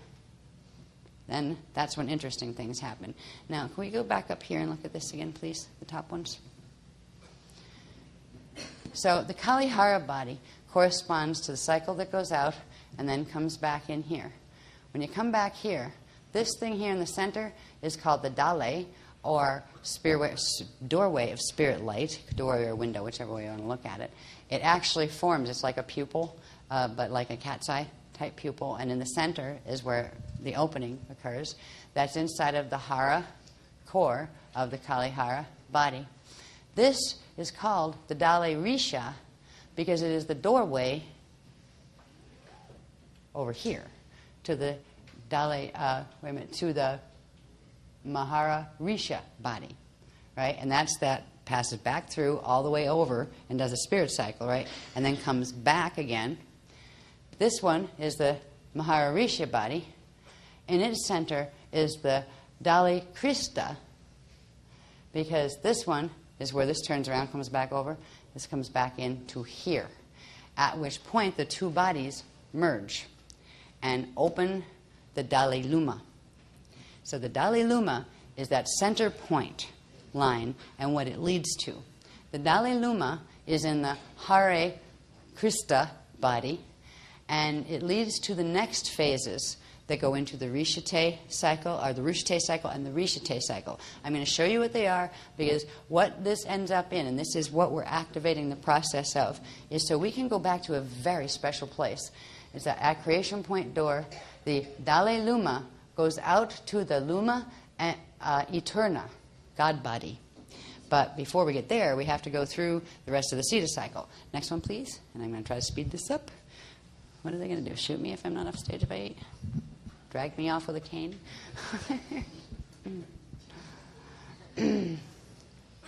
Okay. When they come back together, when that full manifestation, demanifestation, turnaround, spirit body manifestation, then turn back around, brings the three bodies together at the center. All right? This is birth of the Rush, which is the first 4 balls of the Maharakaba body, or the Merkaba body.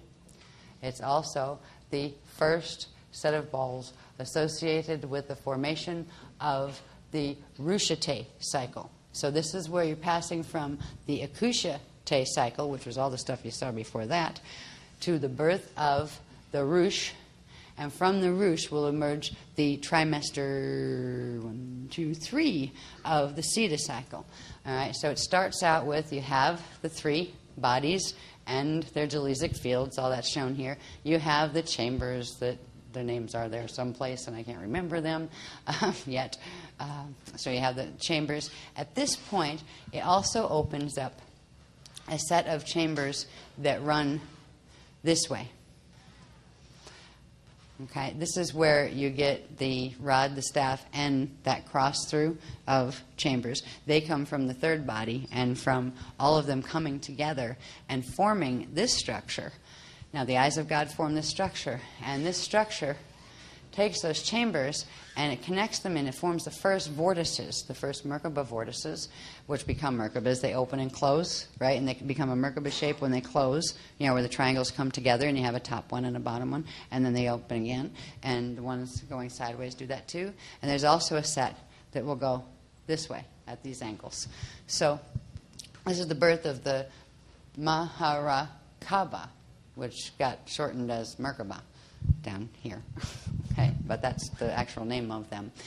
And when the Merkaba gets born, there is, it also has, I think, are they on the, yeah, they're on this diagram. These are the first 4 cells that form the Rush. All right? Rush, R-U-C-H, Rush. Rush means the 4. Now, what happens next is entering the Rushite cycle. Okay, next one, please. I love the end of this sequence. It's just so cool.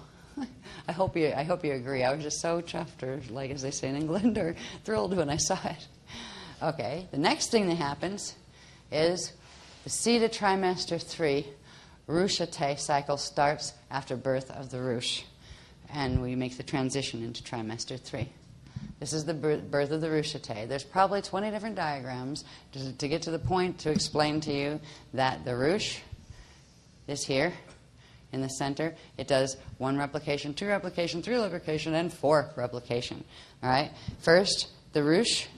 First, it makes another set of 4 balls, and actually 2 more sets of 4 balls, and it forms with those 4 balls the first 12, which are the Ruche. So that's where the Ruche forms.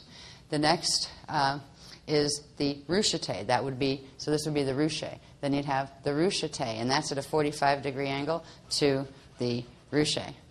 The next, that the Rusha. The Rusha on number 2 goes in and comes out again, but this time on the horizontal, on the vertical axis as the Rusha A, and then the last one goes in, comes back out again, and it makes the Rusha Te.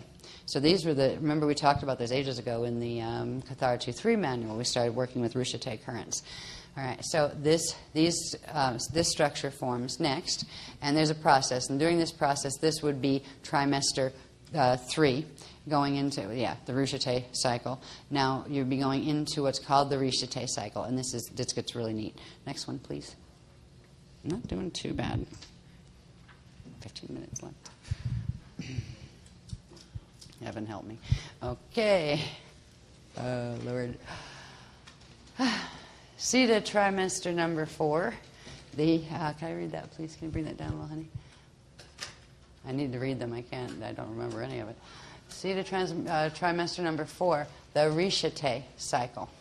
Birth of the Rusha Te spirit body, the eternal cosmic family, which has, now this, what you're seeing behind it, these are the cells that you saw from the Rusha Te cycle before. And there's a specific set on each of those that manifests spheres of consciousness that actually the Rusha Te consciousness collectives would be a part of, but these are where we get the spirit imprint that is living consciousness fields for what become the Rasha bodies and which become the light bodies, where you get your 15 Jaleesic layers and all of that kind of thing.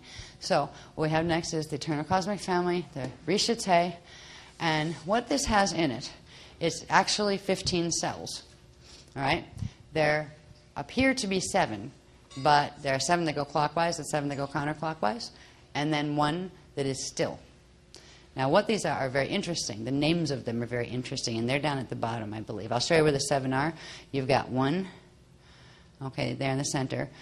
2 would be at, if we were looking at it in terms of bands in the Rasha body charts, at the 3.5, you'd have the third one at 6.5, the fourth one at 9.5, the fifth one at 12.5, the 15th, the sixth one at 15.5, and then the 7th one would be out here in what's called the urea field. This is what actually forms the urea field. Now, here we also have, I didn't write it down, but they call these the kale-hara. There are 12 kale-hara at the 8.5 comma line, and these are consciousness collectives. These are eternal living consciousness collectives that exist always. From that first point of creation, they will always exist, and they are part of a larger structure. Now remember, all of the cosmos grow out of this and return back to this. And actually, this gets bigger. This sets the parameter for how big the light body will get. So by the time we get to the end of this, you are seeing the macrocosm that the smaller bits, including the light body, expand within, but can never go past the boundary of. All right? So it's like literally everything exists in a big particle that is kind of floating in the consciousness field of source.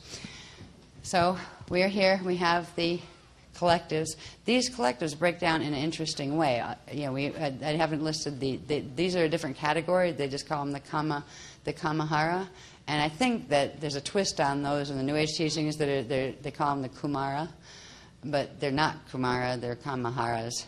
Well, they might have kumaras, probably on the Dali path. The one that we've talked about before, that is the back step, where you can't do the ascension, so you do the shield shatter and go back to the Edens and try a rebirth, that kind of thing. But so it's really weird how the words parallel each other, but these all have their haras. They're built on haras and kryst and things like that. But of those 7, we have basically there are 7 cells, right? But each one means 2, because one goes clockwise and one goes counterclockwise. So we have the first 7, 1, 2, 3, 4. Actually, the first 4 of the 7 are referred to as the 4 Maharaja, that are ones that spin counterclockwise with the negative charge, and the 4 Maharaje, which are the clockwise ones, the positive ones. So you have the female and male ones. All right? And they are, the number 1s are called the Rute. The number 2s are called the Risha. The number 3s are called the Risha A. The 2 number 4s are called the Risha Te. Then we go to number 5 and number 6. And here we have the 2 Maharaji and 2 Maharate. Okay? And then there is one that is called Amaji. Amaji Risha Ore. And that has to do with forming the Ore field, or the Oron field around everything when we're talking about the Jalesic templates and all of that. So there is one that doesn't spin, the Maji Risha Ore. That would be the outermost one out here. And these are energy radiation things that form the spirit currents that become, once the light body births, or once the Rasha and the light body start their birthing cycle, these spirit currents, these are consciousness currents, are the ones that become the matter currents, the currents that become the primal life force currents and things like that. Somewhere in here we also have where the Manu, the Mane, and the Ire are formed, which are the 3 primal forces, and I wouldn't doubt if it's back around the Ruche, so that we're going to be plugging that in there somewhere too.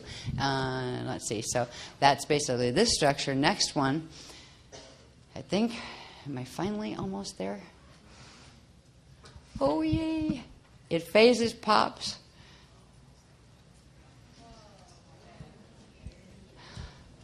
End of the Siddha cycle. The light-born cycle starts. Creation of the light body. Right down in here's little bitty point is the birth of the Taran and its Partiki. The Partiki of the Taran is the Rasha body for the core domain.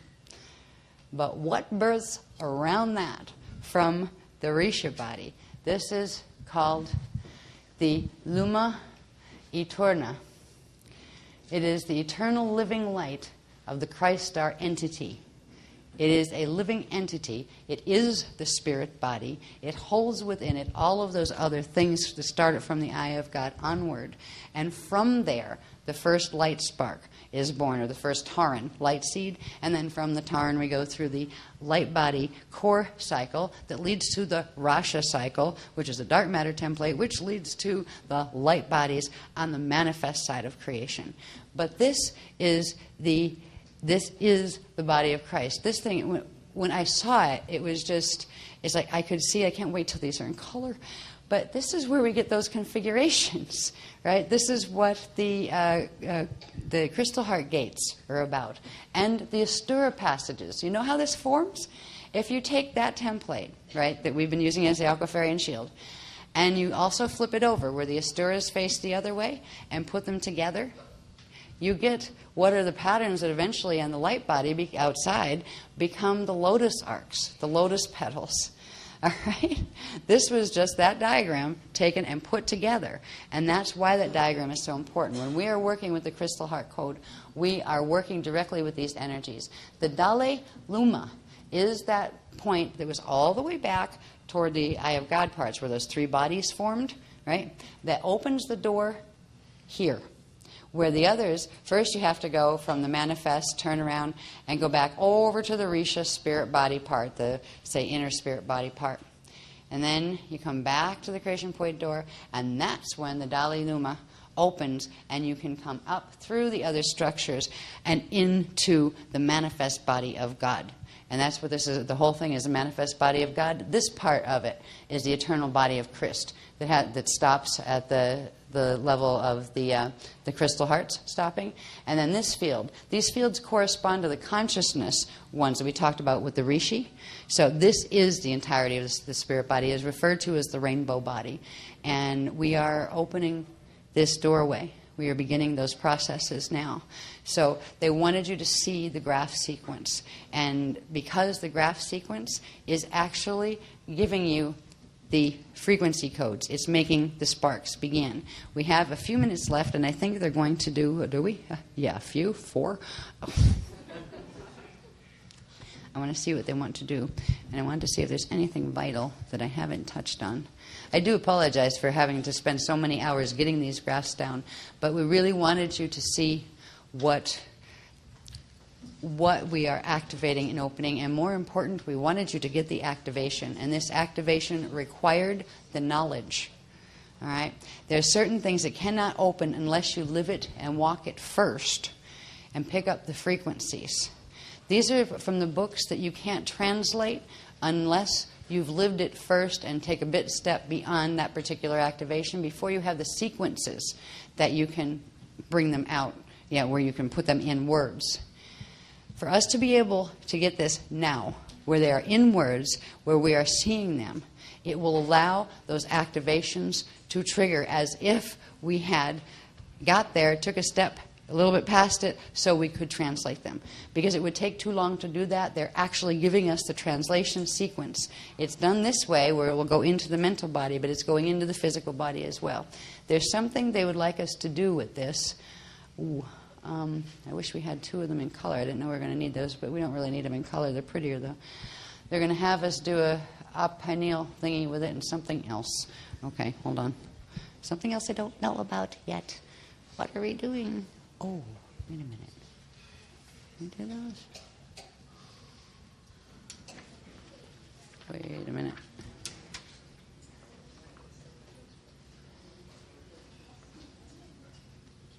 Okay, I'm just waiting for instructions here. They're going to have us do something with it. Oh, I just got to sit for a minute. What do you want us to do now? We're going to do the journey now, aren't we? You're sitting me down.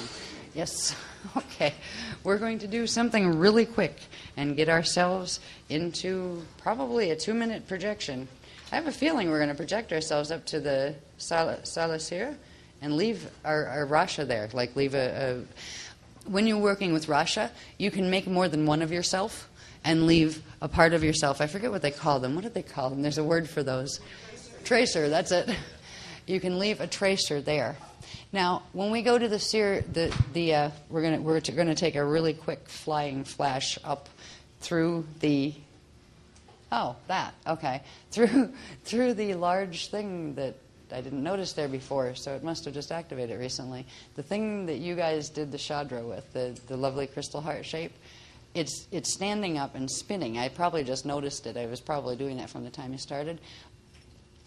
But it's going to do something. It's going to go up and out and expand and do huge. Okay. We're finished. All right. Okay, gotcha. We're finishing the. This will be the end of fully opening the big solar window. There's a veil between the lunar big window. That I've talked to you about this before, right? All right. So we were doing the solar ones. You activated the solar ones tonight, and the big one. There's a veil between the lunar one and the solar one. That is going to pop now, and this is going to go flying up huge. The thing you just anchored in the grids and created with your Chandra, and it's going to expand. I don't know how far out, miles, they said. Okay, so if it's going miles out this way, it's going many miles up that way because it's a lot taller than it is wide. All right. What we're going to do is take a flying leap up with it. They're going to let us know when. Now, they want you to know that the Sala-Sira temples are in the middle domain in density 2, Sirius B. They're considered the central sun temples there, and they are the temples of the dhala-luma. And we are going to go there. Anybody who would like to go, we're going to do a very quick projection up when they give us the, hey yo, time now. Inhale, breathe in, push like jets through your feet up, right? They're going to do one of those because we're waiting for the veil to pop. When we do that, we can go up and just imagine you're going up into, you don't even have to have a visual, but you don't have to go directly by way of the Adashis. You don't have to get to a floor in the Adashi temples. You'll just blast right through them. They're taking the Kryst star elevators right up. And we're going to ride the activation. That's why we don't have to kind of crawl up through the Adashi floors and shift over and have somebody walk us over this way and that way, because sometimes we just don't have the frequency to make the paths. This one, we're going to ride it up. And when we get there, what they want us to do, and please remember this because I won't remember once it's going so fast, I won't remember what I just said. Okay, what are we going to do? Yeah, we're going to get up there.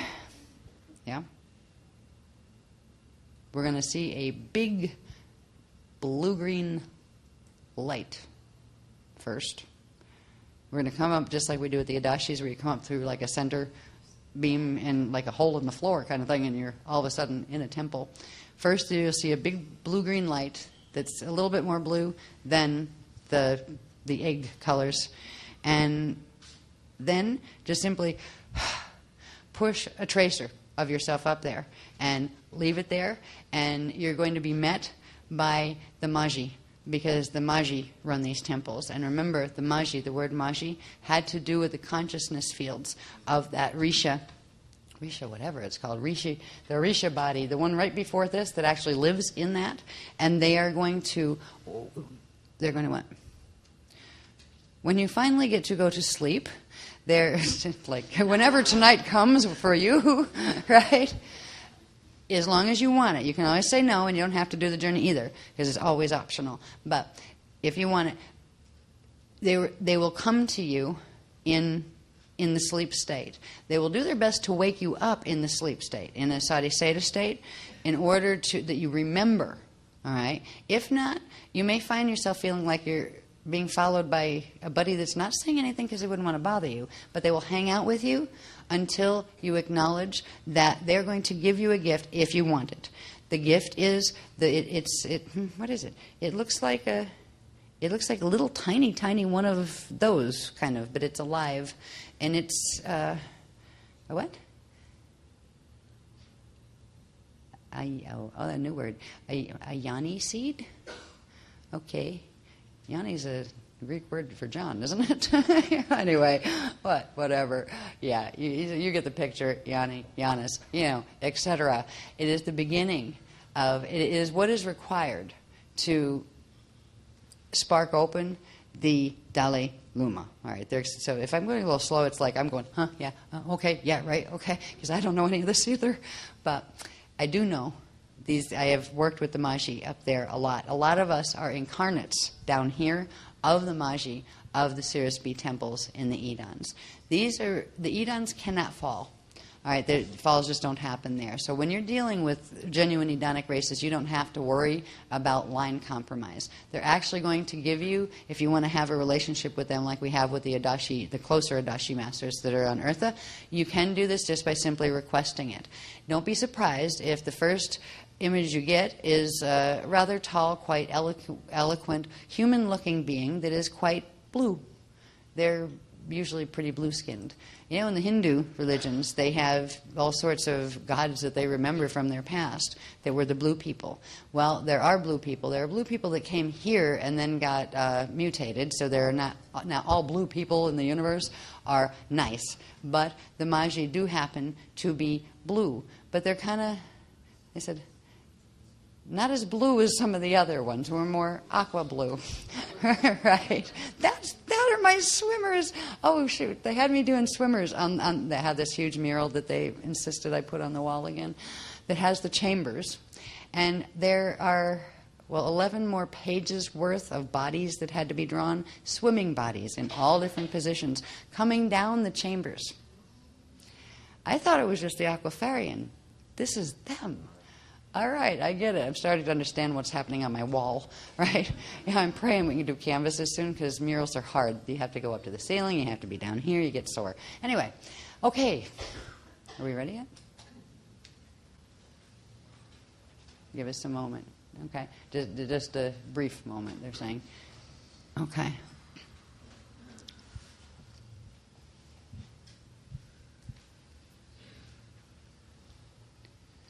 Okay.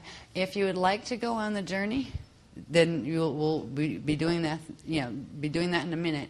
If you want to go on the journey, but you're not too sure about the yoni seed, if you're not too sure about that gift, if you want them to maybe try to talk to you about it more or give you dreams to understand it better before you receive that, because they would understand that, and it would actually be Aquafarian protocol to do that, because we don't accept implants and we will not ever do that. If anybody fears that it's anything like that, there's other things you can do. You don't have to have it given to you directly.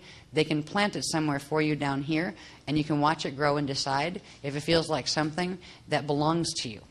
So if you want to, if you feel all right with it and you trust things, and you would like to receive it, they're asking to just, when we go into this, it's going to be really quick, in a breathing thingy, and then a push upward, just way up into the center of the room, because you have opened the, what is it called, the chamber, the Hare Krista chamber, the vertical chamber.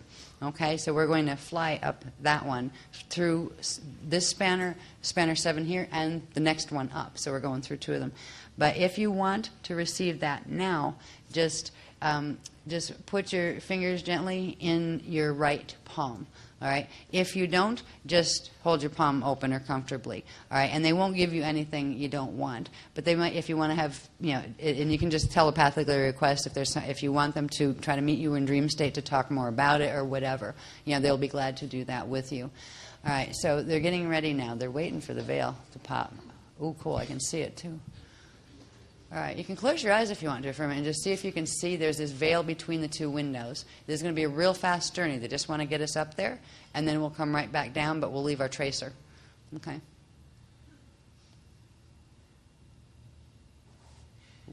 Oh, neat. It looks like a cervix dilating in the diagrams in health class. But it's pretty colors. Okay. It's opening like really slow. It's just going.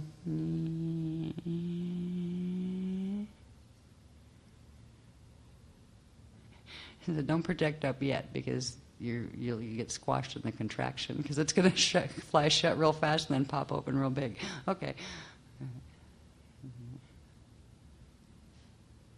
Oh, there we go. Okay. Whoa, that was fast. All right, now it's open. That was neat. It was going, I hit a certain point and then went, whack. And the chamber opened. I mean, it just, I don't know how far out it went, but it's the room is completely in it. I wouldn't doubt if the hotel is. That is neat. And there was no sound. Usually you can hear stuff. It was like silent. Okay, now it's ready. And they said they're standing guard as far as don't worry about anything trying to grab you on the way. They've got the chambers protect it. All right, so now they want us to inhale and hold. Gently exhale just to the azure and fill the azure.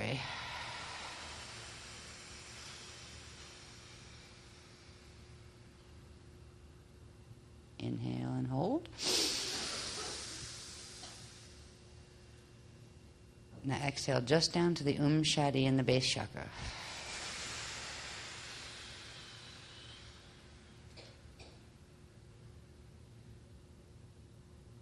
Inhale up and hold.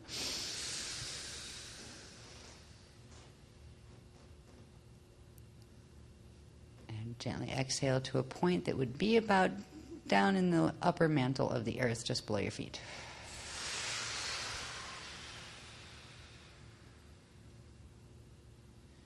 Now on this next inhale and then exhale. On the exhale, we're going to go down, all the way down to Earth's core, and then we're going to pop up. We're literally going to go and bounce up, and that's when we're going to fly. We're going to fly the shield up together. So now we can inhale, hold to build charge,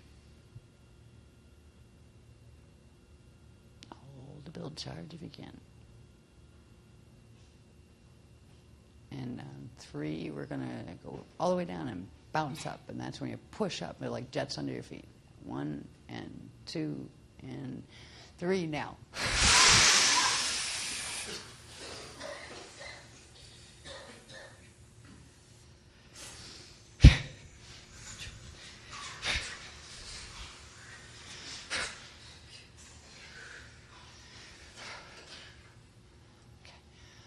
You can breathe gently now and imagine that you're floating up now, but you're way up high.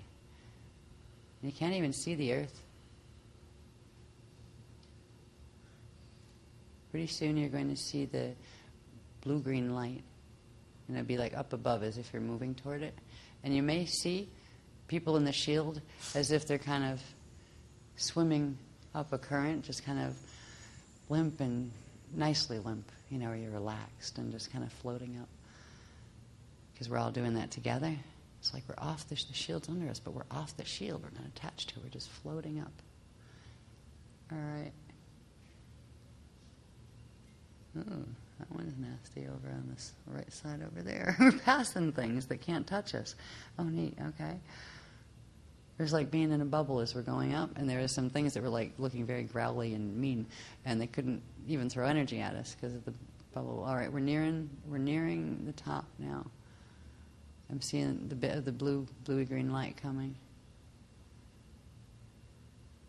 And in a second, they said, for those who you can see, if you can see when we get up here, when the shield hits up here, we're going to see a bit of a microcosmic version of that dhala-luma, that shape that we saw, that living entity. It's a three-dimensional, well, more than three-dimensional structure. But we're going to see it not on the full cosmic level, but on the first levels. When we pass through the blue light, there'll be a really quick flash, and then the image might just like appear. But it'll appear with it won't appear with its full lotus petals on yet. It'll just have the Astura shapes with the eights. All right, I call them the eights because they look like eights. The other petals, side of the petals, will fill in later when we get the Adore side activated as well. All righty, now, there it is, okay. Oh, coming at you. It's like shooting star coming right at you. You may experience that place again. By the way, you may see that in dream state or when you go in sati. You may revisit this moment where you actually pass through it, because it's giving you a passage through that you can use that will take you right into the Salasira.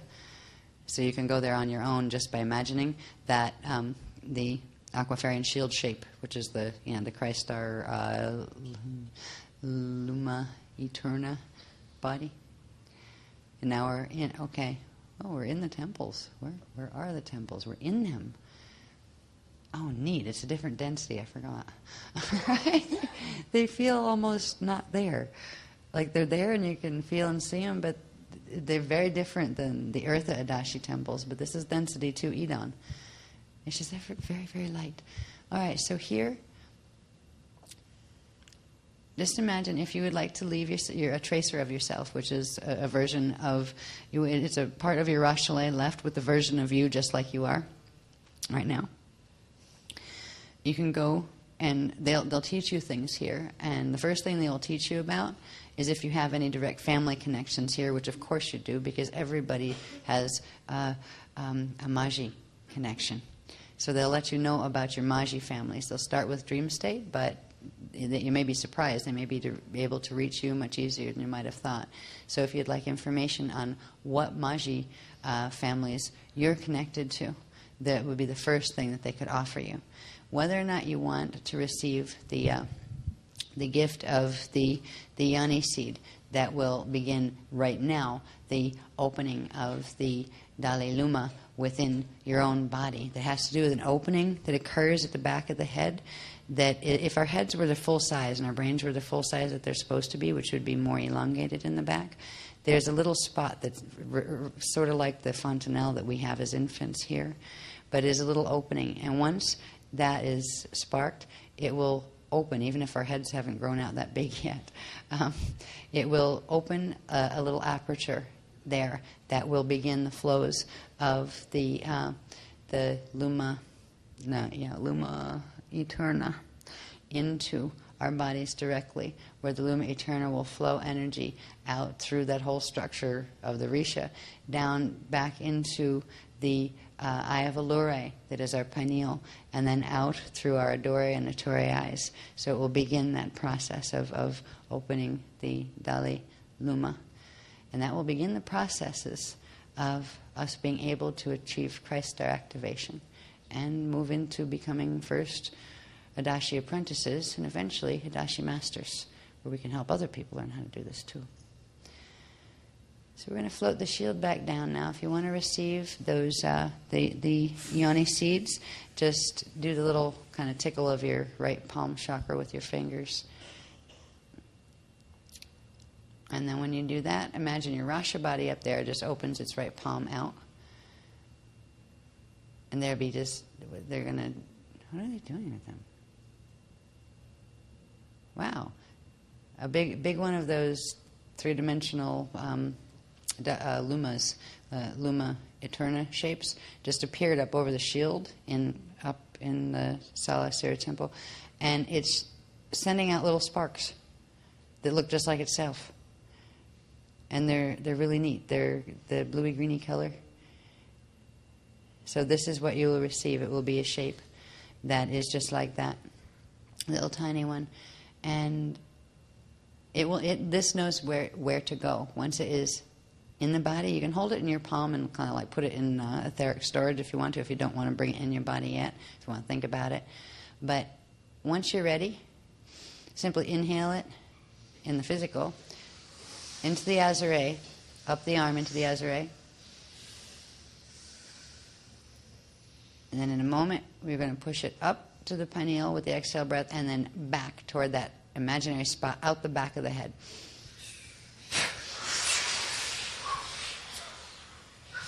Cool. Cool.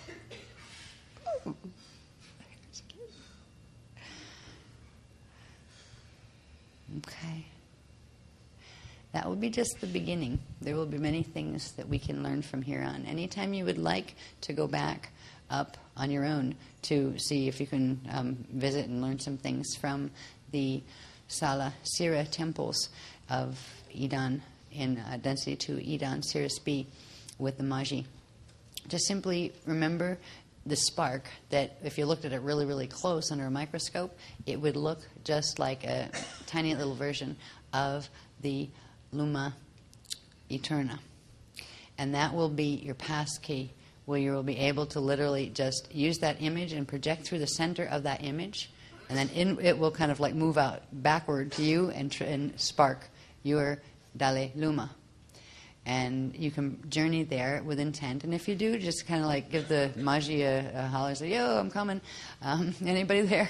Talk to me about this or that. You can request assistance with whatever it is, but try to do it like one at a time. Don't come with a list of 500 things, because we have a hard time holding the tension. If you have 20 questions and you go up there with 20 questions, by the time you get to 4 and they've answered them, you can't remember what one was. So take one, if you have questions or like guidance on an issue, take one at a time when you first go up. But they will work with you directly. And if you start to feel hanging around you sometimes, not all the time, but as if there's a very friendly, very light feeling, blue person walking around with you, they once in a while will come in just to check on you. And they come in Rashale, in their Rashals. They project them down just to see that you're doing okay. And if there's any problem, if you find yourself like in a crisis or something like that, or an accident or something like that, they would come down and assist you, and be there with you. Whether or not they will never make decisions for you as far as whether your body lives or dies or those kind of things, but they will stand guard that if you were a person who is going to bardo out here to incarnate into the Aqua Fairy races, they would be a posted guard at that transition to make sure that you didn't get interfered with anyone. They'll also help with any of the, what do they say, the body snatching nonsense they just said. They're really, really tired of that game from their perspective of looking down in here and seeing how much damage it's done. So if you feel like you're having a problem with field interference of any kind, it is the Maji of Sirius B, that Idan, they're offering to be the ones to assist with that. And they will do it mostly from their level in a way that would try to protect you from the direct confrontation that you often get when you try to take them on yourself. So little things like that, little things, big things, you can bring to them if you'd like to. They said that is the beginning of the dhala-luma activation, that they would like to thank everyone here and all the others who participated in frequency, because the frequency you ran in the shield is actually triggering indigos and aquafarians and aquariumans all over the planet. They may be having an interesting night with their hairs going, what is that? But you did a wonderful job, all of you. And Asa, thank you for everything that you've done. I had to go hide and play a temple scribe. It's like being locked in the temples until you translate it. They used to do that in Egypt. But thank you so much. And thank you for your patience. Have a very safe trip home. And I'm sorry you had to wait so long for it to come in. Did I forget anything? I hope not. It's just wonderful to be here with you. And I was really bummed that I didn't get to be part of your Shadra. I was in Russia, but I wanted my physical body there too, but I can't do the two places at once thing yet. So, But have a really safe one home, and thank you very, very much for coming. Thank you.